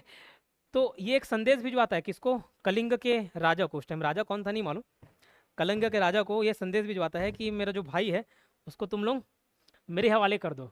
तो बोला कि ये मेहमान बन के आया भैया, इसकी सुरक्षा की जिम्मेदारी किसकी, हमारी है। तो अशोक इस बात से चिढ़ जाता है, ठीक है। तो पहले थोड़ा बहुत छुटपुट सैनिक भेजता है, लेकिन उन लोग हार जाते हैं। और उसमें उसका प्रिय दोस्त रहता है, वो मर जाता है, सेनापति बना के भेजे रहता है, और नाम मैं भी भूल रहा हूँ, याद नहीं आ रहा है। तो प्रिय दोस्त, उसकी मृत्यु जाती है। उस बात से एकदम खफा हो जाता है कौन, अशोक। तो अपनी 4 लाख की सेना उठाता है और कलिंग पे चढ़ाई कर देता है। तो बोलते हैं कि उस टाइम कलिंग में, ऐसे इतिहास की किताबें बताती हैं, जो फिगर बताते हैं वही फिगर बता देता हूँ, एग्जैक्ट गिना तो कोई नहीं है, काउंटिंग नहीं किया। बोले जाते हैं कि कलिंग के पास केवल और केवल 10,000 सेना थे, लेकिन 1 लाख लोग रहे थे, तो बाकी 90,000 कहाँ से आए। तो जितने भी महिला बाल बच्चे थे सबको भिड़ा दिए, किसमें, युद्ध में, ठीक है। मतलब जैसे लड़ाई झगड़ा करने का कंडीशन नहीं भी रख रहा, से डंडा पकड़ पकड़ के चल रहा, वो भी ऐसे कुचक कुचक के लड़ना चालू कर दिया, किसमें, युद्ध में। अब युद्ध हुआ तो अशोक किसी की नहीं छोड़ता, बहुत रक्तपात मचाता है, कहाँ, कलिंग में खकवा रहता है, और उसका प्रवृत्ति भी वैसी रहता है, उससे पहले विद्रोह भी दबाने के लिए वैसी कुछ हरकत किया था। तो सबको निपटा देता है, बूढ़े बच्चे बाल जो रहता है सबको निपटा देता है। तो बोला जाता है कि वहाँ धरती कई दिन तक लाल रही थी, जैसे कुरुक्षेत्र में रहते नहीं, महाभारत का युद्ध हुआ था तो बोलते हैं कि वहाँ की मिट्टी लाल निकलती है, ऐसा कहानी सुनने को मिलता है, कई लाख सेना मरे थे। तो वैसे ही बोला जाता है कि कलिंग कहाँ पे, जहाँ पे लड़ाई हुआ था, वहाँ भी मैदान कई दिनों तक लाल था। वो जो नदी बहती थी, वो नदी तक 7 दिन तक उसका पानी क्या था, लाल हो गया था, इतना खून बहा दिया था, ऐसा कहने का तात्पर्य था उसका। किसी को नहीं छोड़ा था, कौन, अशोक। ये लड़ाई कब लड़ता है, 261 में, 269 में वो गद्दी पे बैठता है, और अपने राजगद्दी के 8वें साल में, राजगद्दी में जब बैठता है, राज्याभिषेक होता है, उसके 8वें साल में, 261 बीसी, ये उल्टा चलेगा ना, बीसी मतलब उल्टा चलेगा, कई लोग को यही कैलकुलेशन समझाते थक जाता हूँ, ठीक है। 261 बीसी, 8वें साल में ये किस पे चढ़ाई करता है, कलिंग पे, किस पे, कलिंग पे, 261 बीसी पे, इसको ईयर को याद रखना। और यही उसके जीवन का परिवर्तन लाने वाला समय रहता है, काहे, तो जब ये अगले दिन देखता है कि ठीक है भैया, कितने लोग को मैं निपटाया हूँ, कितने लाशें बिछाया हूँ, ये अगले दिन जब सर्वे करने जाता है तो देखता है हर जगह खून ही खून है, तो इसको अच्छा नहीं लगता। इसके जीवन का एकमात्र उद्देश्य था कि पहले 100 भाई लोग को निपटाना, 99 लोग को निपटाना और कलिंग जीतना। तो दोनों ये पूरा हो जाता है। ठीक, इसके बाद इसके पास कुछ उद्देश्य नहीं बचता। बोलता है यार ये सब लक्ष्य पूरा होने के बाद भी मैं सुखी नहीं हूँ, सुख का आभास नहीं हो रहा मेरे को। ठीक, और इतने लोगों को बेवजह में मार दिया छोटे से जमीन के लालच में।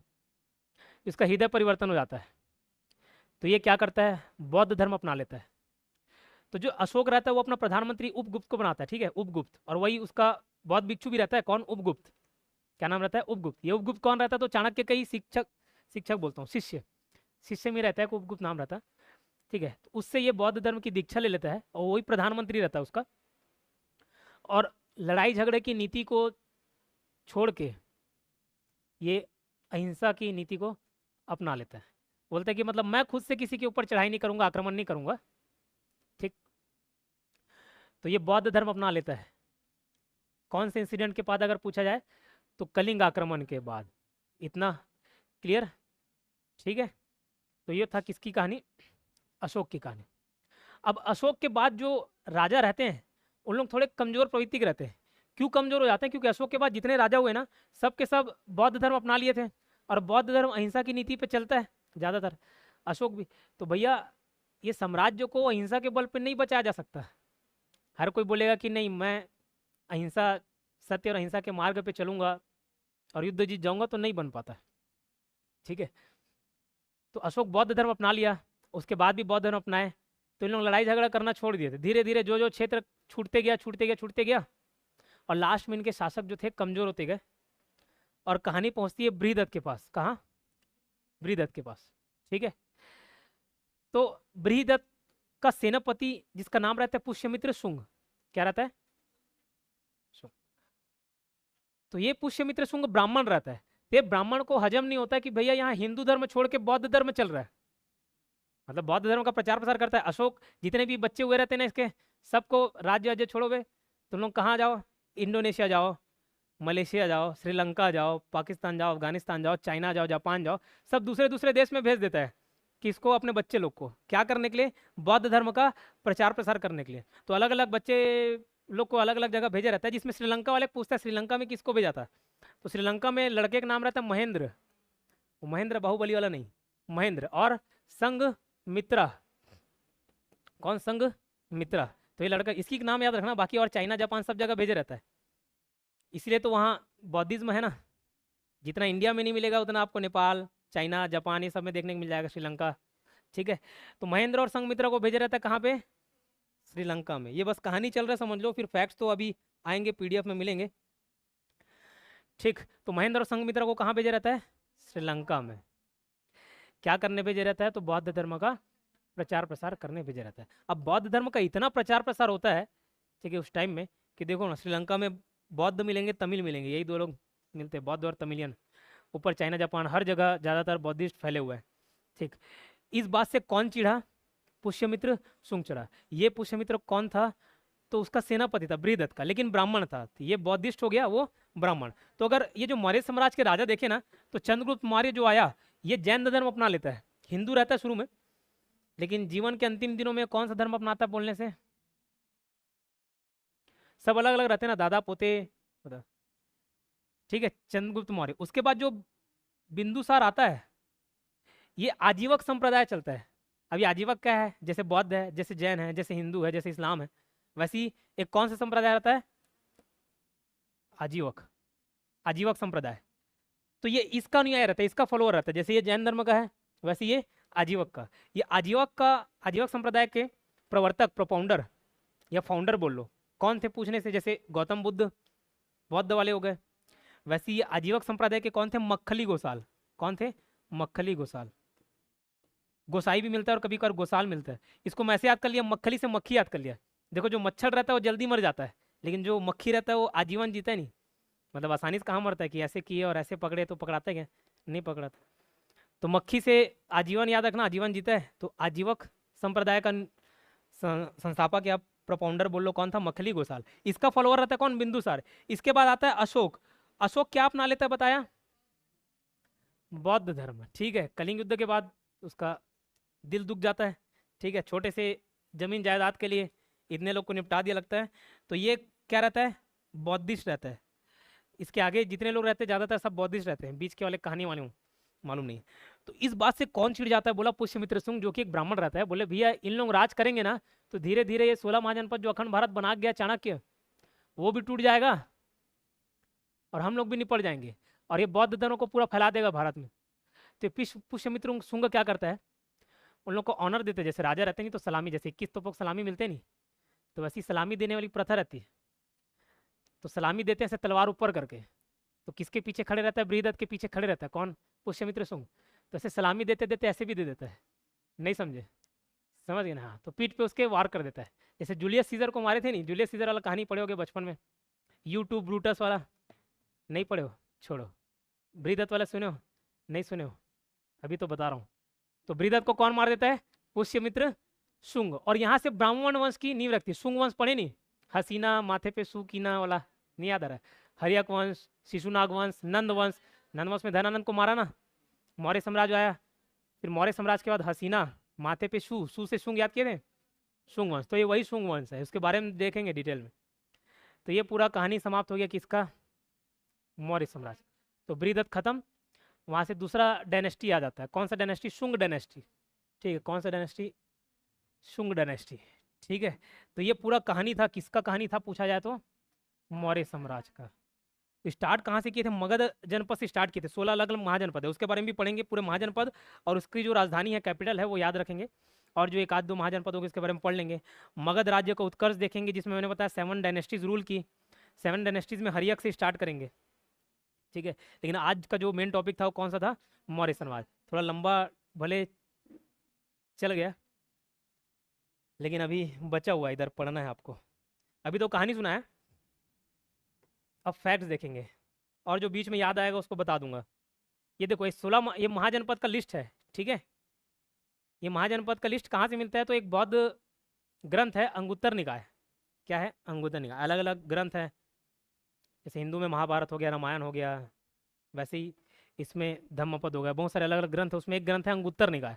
अंगुत्तर निकाय में 16 महाजनपद का लिस्ट मिलता है, ठीक है। उसमें से एक महाजनपद कौन था,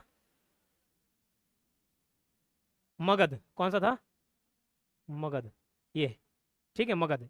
सर आप तो पाटलिपुत्र बताइए, राजधानी गिरिविजय राजगिरी, मैंने बताया पाटलिपुत्र ज़्यादातर था, उसके अलावा बहुत सारे राजधानी चेंज किए, ठीक है। जो मेजर था वो पाटलिपुत्र, पाटलिपुत्र मतलब आज का जो बिहार का पटना है, वो उस टाइम क्या था, पाटलिपुत्र था। तो ये मगध में बहुत सारे राजवंशों ने शासन किया। सबसे पहला क्या आया था, हर्यक राघव, ये मगध राज्य का उत्कर्ष, ये मगध, ये बस इतना मगध का हट गया, ये यूपी बिहार झारखंड वाला एरिया है, ठीक है, इंडिया वाले मैप पे बताया था नहीं, वो मगध था। तो सबसे पहले मगध वंश में जो रूल करना चालू किए, जो नाम मिलता है उसका नाम था बृहदत्त, अभी पढ़े नहीं बृहदत्त, हाँ वो बृहदत्त नहीं है, ये दूसरा बृहदत्त है, ठीक है। ये तो अशोक के ऊपर वाला हो गया ना, उससे पहले आया, ठीक है। वो जो बृहदत्त पढ़े वो क्या, कौन है, वो अशोक का पोता है, ठीक है, कौन है, अशोक का पोता। तब्बू कौन सा कलर दिख रहा है इसमें, येलो दिख रहा है, येलो दिख रहा है, ठीक है। तो ये बृहदत्त दूसरा है ना, अभी बहुत सारे 2-3 ठोक बृहदत्त आएंगे, एक अशोक का, अशोक के जो वंश वाला बृहदत्त था वो अलग है, और ये बृहदत्त अलग है, ठीक है। इसकी राजधानी क्या थी, गिरिब्रिज, ऐसी कोई राजगिरी बोलते थे, ठीक है। उसके बाद हम लोग को एक वंश पढ़ना है, हर्यक वंश, जो अभी बताया था, हसीना, शायरी याद है नहीं, हाँ, तो शायरी की याद रख रहे हैं ना, किसी दूसरे को नहीं बताना, ठीक है। तो हर्यक वंश, हर्यक वंश सबसे पहले आता है। इसके शासक कौन कौन थे, बिंबिसार, अजातशत्रु, उदयन और नागदशक। अभी आगे चल के और दूसरे चैप्टर में जब देखेंगे ना, इसको पढ़ाऊंगा, अभी ओवरव्यू दे रहा हूँ। राजा, इसको मैं कैसे याद कर लिया, बाजू में नाग, कि अगर आप बैठे हो बाजू में नाग आ जाता है, नहीं आया कभी, ठीक है, इमेजिन कर लेना बाजू में कौन आ गया, नाग आ गया। तो बाजू, बाजू में नाग, बी से याद रखना बिंबिसार, और ये ए जे है ना, ए जे से कौन है, अजातशत्रु, और ये यू, यू से उदयन, कौन, उदयन, बिंबिसार। अभी बिंदुसार पढ़े नहीं, ये वो नहीं है, बिंदुसार अलग है और बिंबिसार अलग है, ठीक है, कई बच्चे लोग को वही कंफ्यूजन होता है। तो बिंदुसार अलग है, बिंबिसार है, ये सब पहले के लोग हैं। बिंबिसार, फिर ए जैसे अजातशत्रु, यू से उदयन, कौन, उदयन, नाग से याद रखना नागदशक। तो ये हर्यक वंश में इतने सारे शासक हुए, ठीक है। इसकी कहानी थी, आज नहीं देखेंगे इसकी कहानी, ज़्यादा हो जाएगा नहीं तो, ठीक है। फिर हर्यक वंश के बाद कौन सी डायनेस्टी आती है? हसीनाशी से। तो लास्ट रूलर नाग रहता है, नाग दशक, उस नाग को नाग ने मार दिया। ये जो नाग दशक, नहीं क्या नाम था इसका, हाँ नाग दशक ही नाम था, नाग दशक।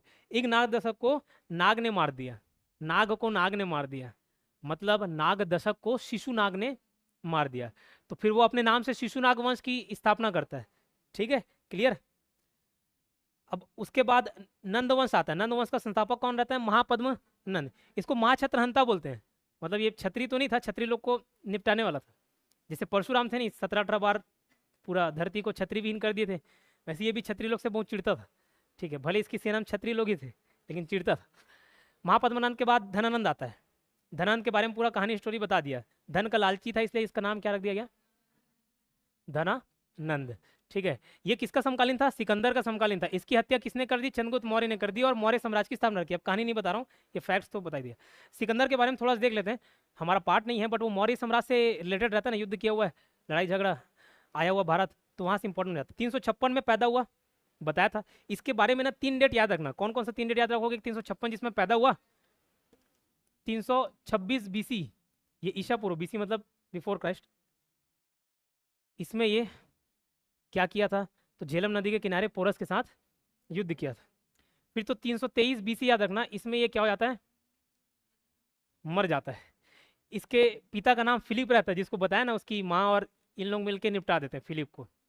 ठीक है, फिलिप को मार देते हैं। इसके गुरु का नाम रहता है अरस्तु, एरिस्टोटल, एक दार्शनिक रहता है। तो सिकंदर ने अपने जीवन की सफलता का श्रेय किसको दिया है? अरस्तु को दिया है। ठीक, तो अरस्तु उसको अच्छी अच्छी बातें सिखाता है। अरस्तु तो इसी को ही अंग्रेजी में एरिस्टोटल बोलते हैं, जैसे सिकंदर को अलेक्जेंडर बोलते नहीं, यूनान में अरस्तु का नाम एरिस्टोटल है। क्या है? एरिस्टोटल। ठीक है, तो फिलिप अरस्तु, फिलिप कौन? पिता, अरस्तु कौन? उसका गुरु। ठीक, अरस्तु का भी गुरु कौन? प्लूटो, प्लूटो रहता है ना।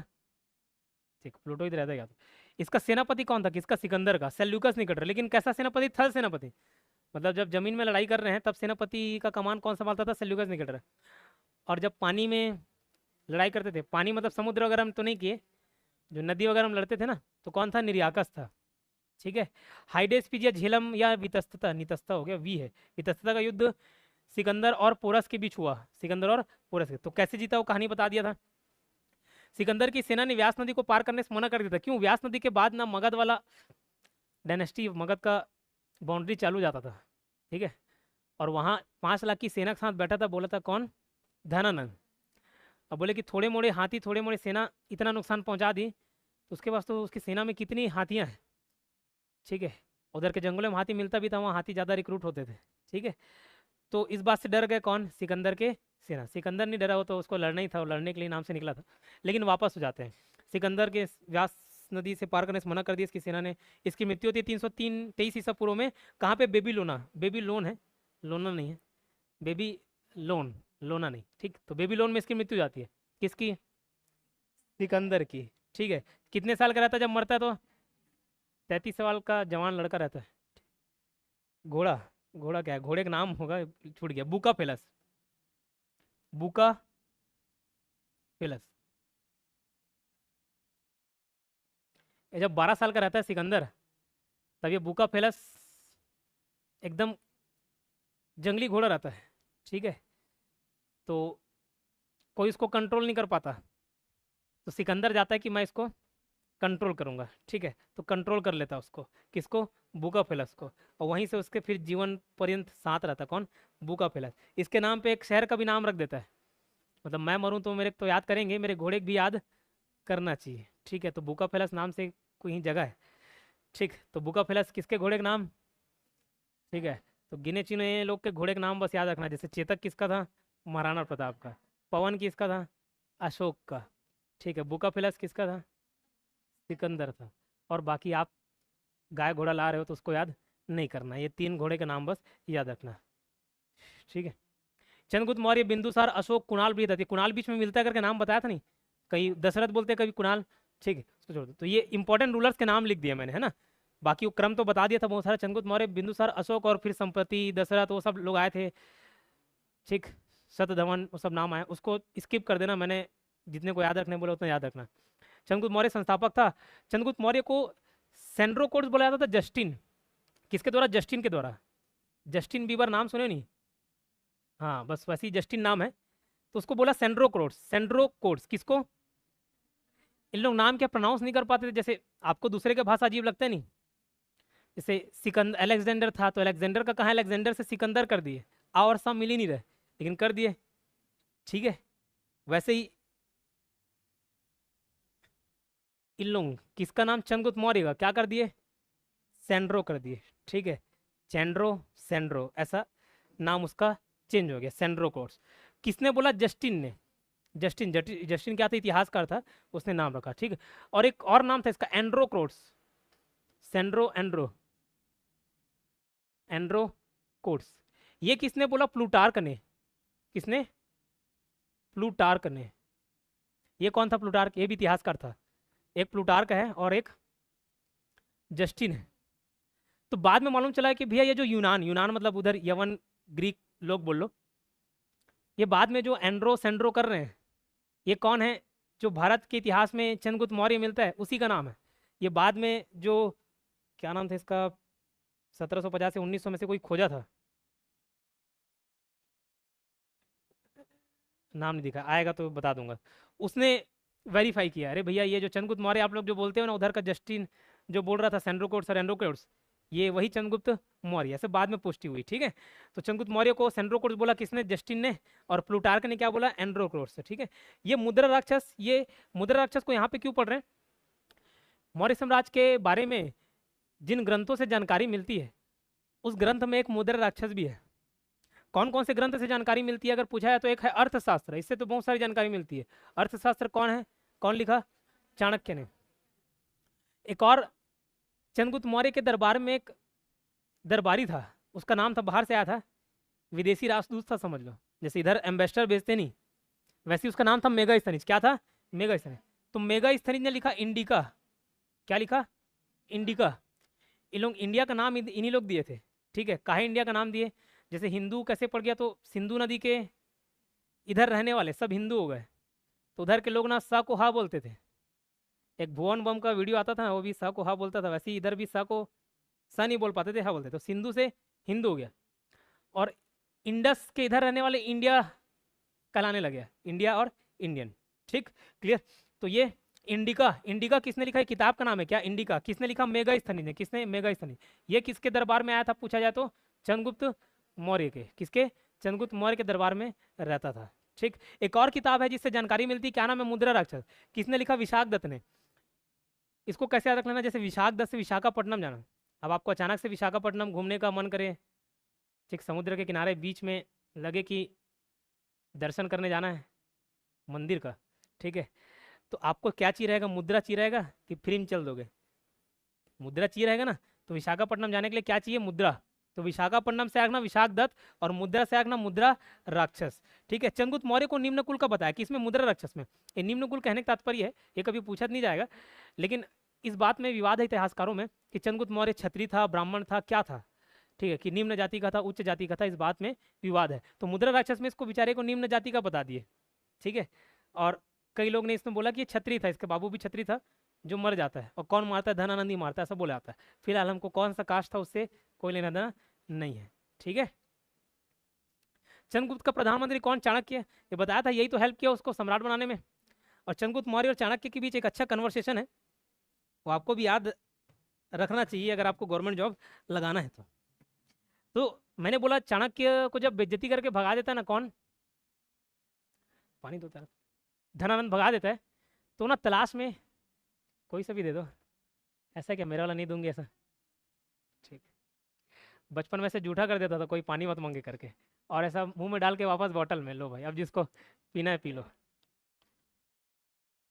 घर में भी अपना अपना गिलास लाते थे सब भाई बहन लोग, तो कोई मेरा गिलास कोई मत रख ले करके सजीव से, लो बेटा अब पी लो।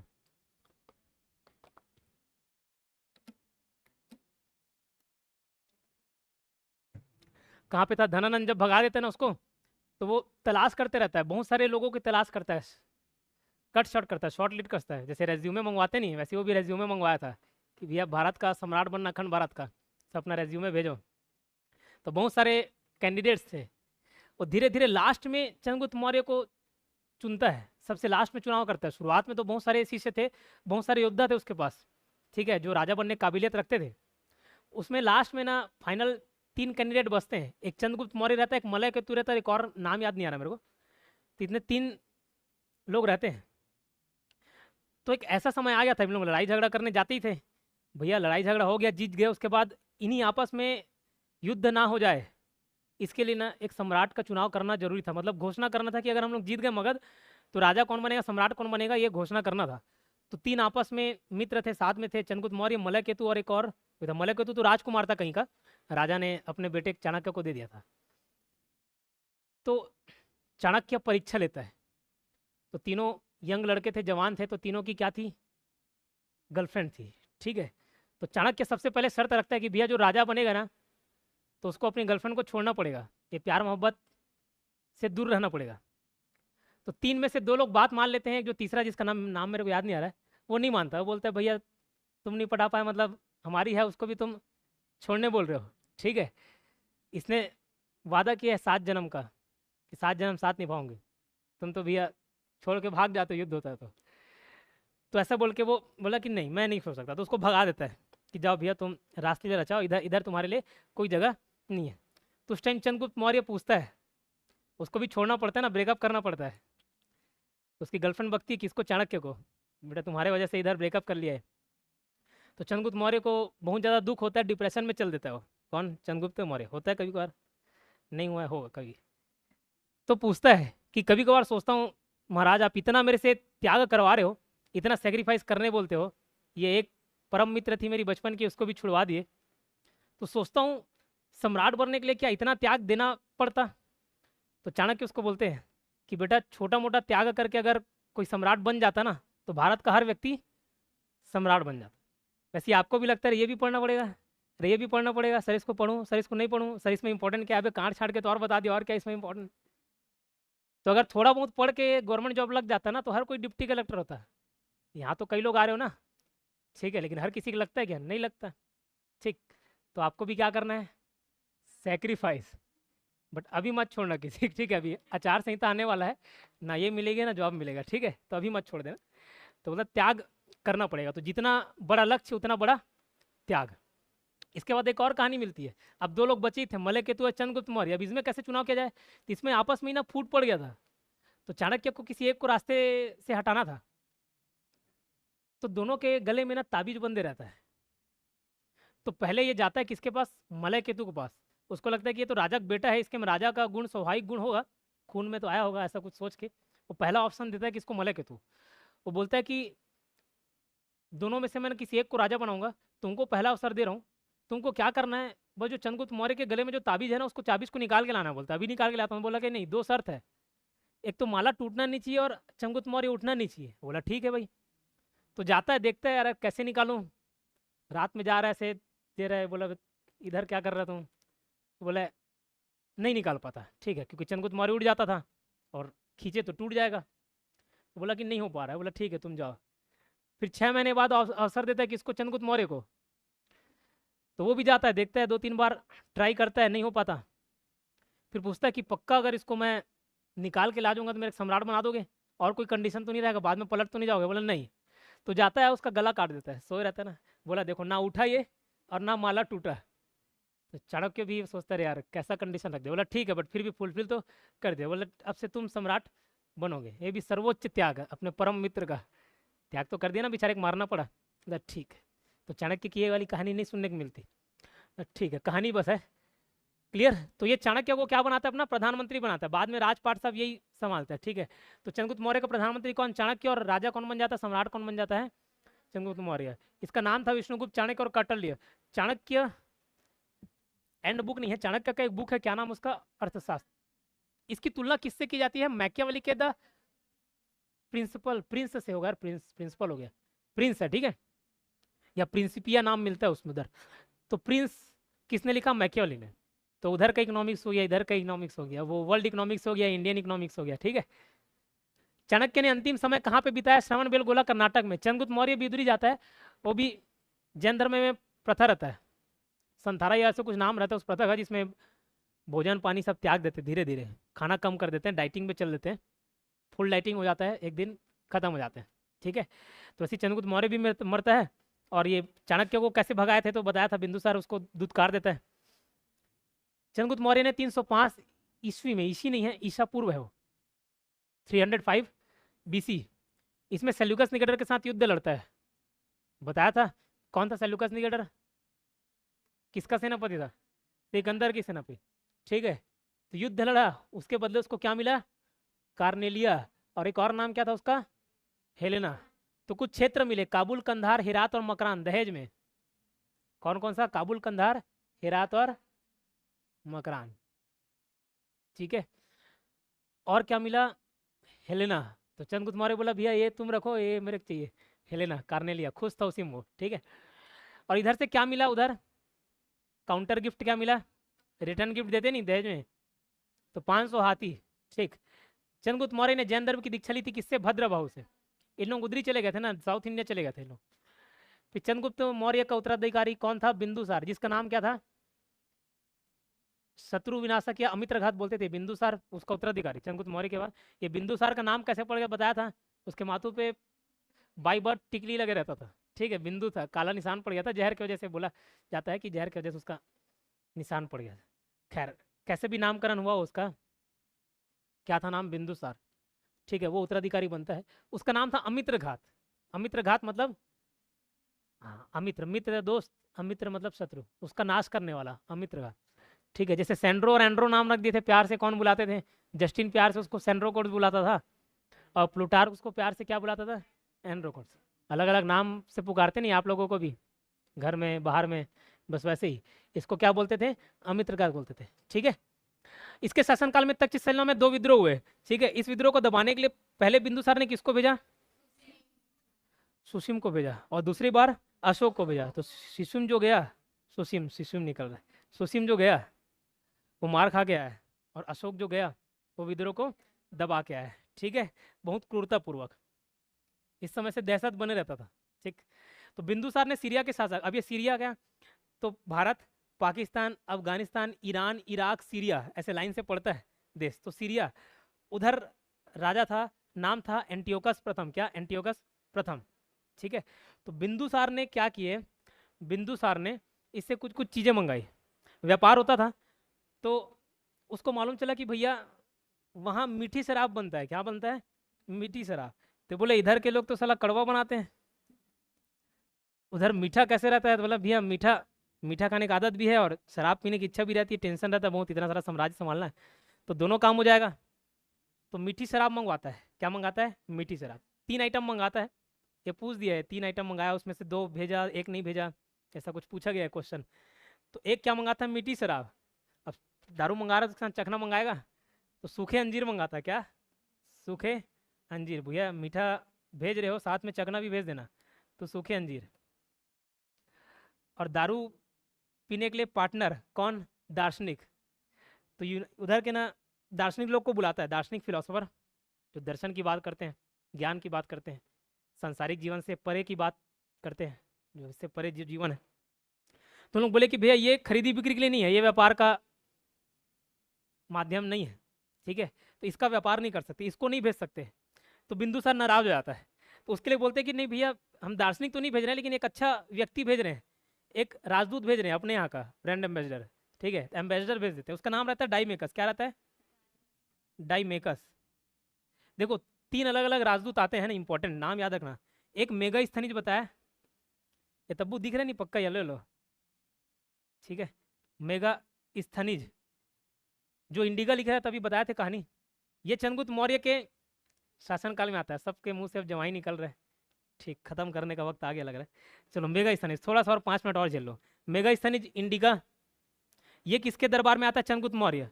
CBA याद है नहीं, सी, चंद्रगुप्त मौर्य के दरबार में कौन आता है, मेगा स्थनिज। अगर याद नहीं होगा तो CM से याद रख लेना, CM मतलब चीफ मिनिस्टर।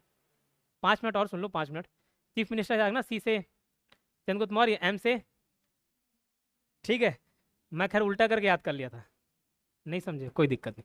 तो CM, M से मेगा स्थनिज, C से चंद्रगुप्त मौर्य। बाबूदाई बोलते नहीं, बाबूदाई, तोर बाबू तोर दाई, ऐसा तो बाबू से बिंदुसार, बाबू से कौन, बिंदुसार। तो बिंदु के समय में दाई आया था, दाई मतलब डाई मेकस, दाई से डाई कर लेना है, डाई मेकस। और एक डायोनीसियस है, ये कौन है, ये डाईमेकस है।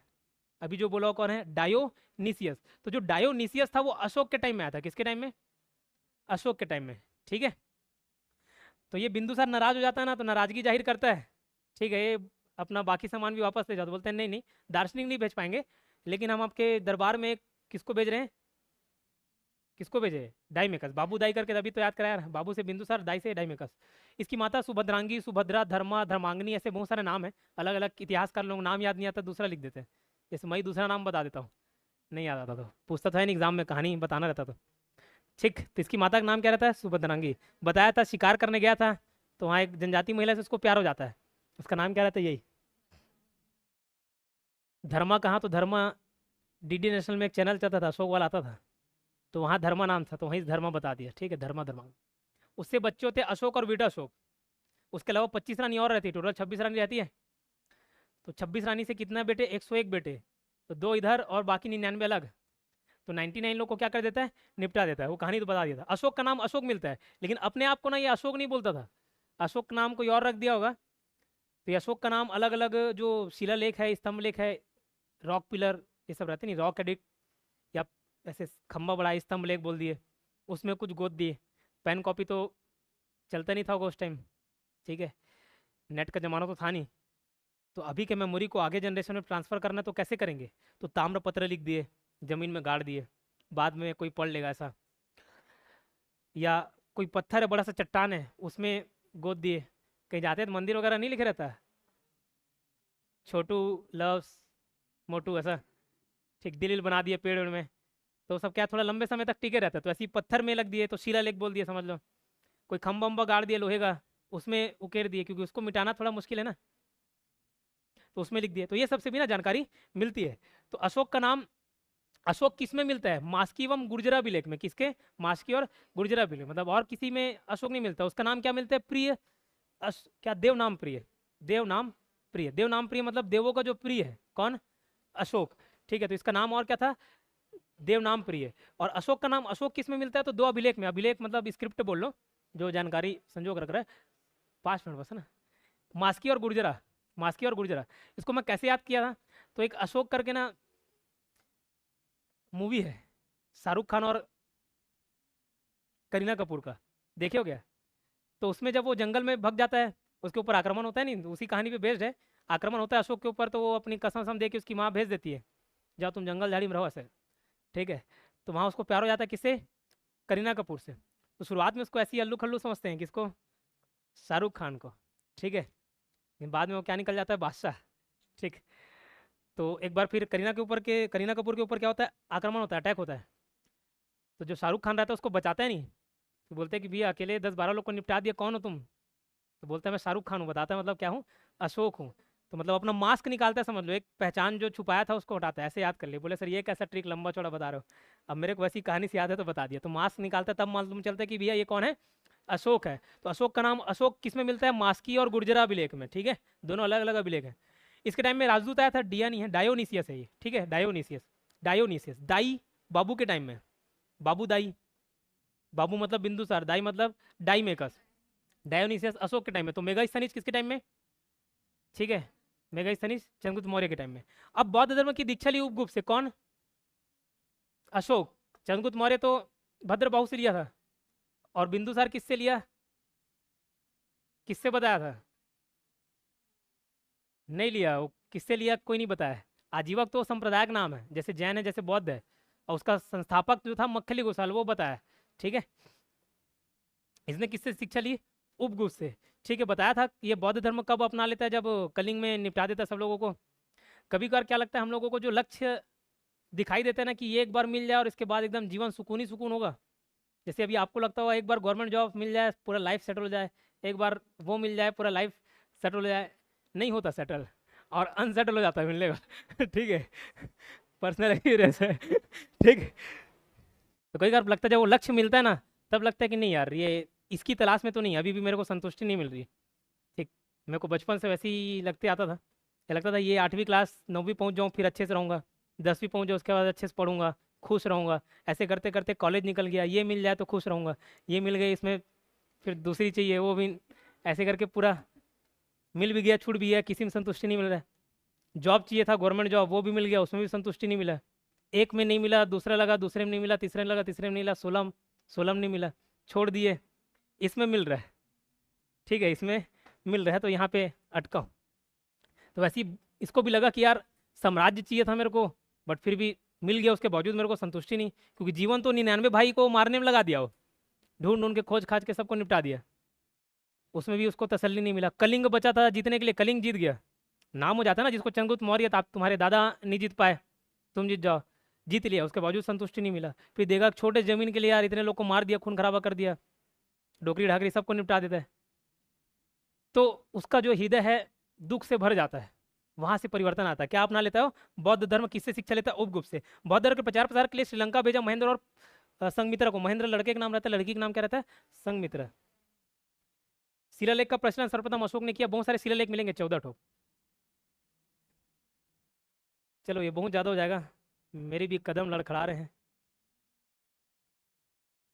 ठीक है, इसको कल पढ़ लेंगे, एक पार्ट में और ख़त्म कर लेंगे। किसी कोई डाउट हो तो बता दो, offline online. Sir new batch वाला है? हाँ बेटा, आज ही एकदम स्टार्ट हुआ फ्रेश, कल से इसी टाइम पे रहेगा। जो ऑनलाइन देख रहे होंगे, मैथ्स की क्लास 9 से 9:15 के बीच रहेगी लाइव, और उसके बाद जब ख़त्म होगा, मतलब लगभग 10 बजे के पास, एंशिएंट हिस्ट्री की रहेगी। इसका डाउनलोडेबल और प्रिंटेबल फॉर्मेट में अपलोड करवा दूंगा शाम तक। किसी को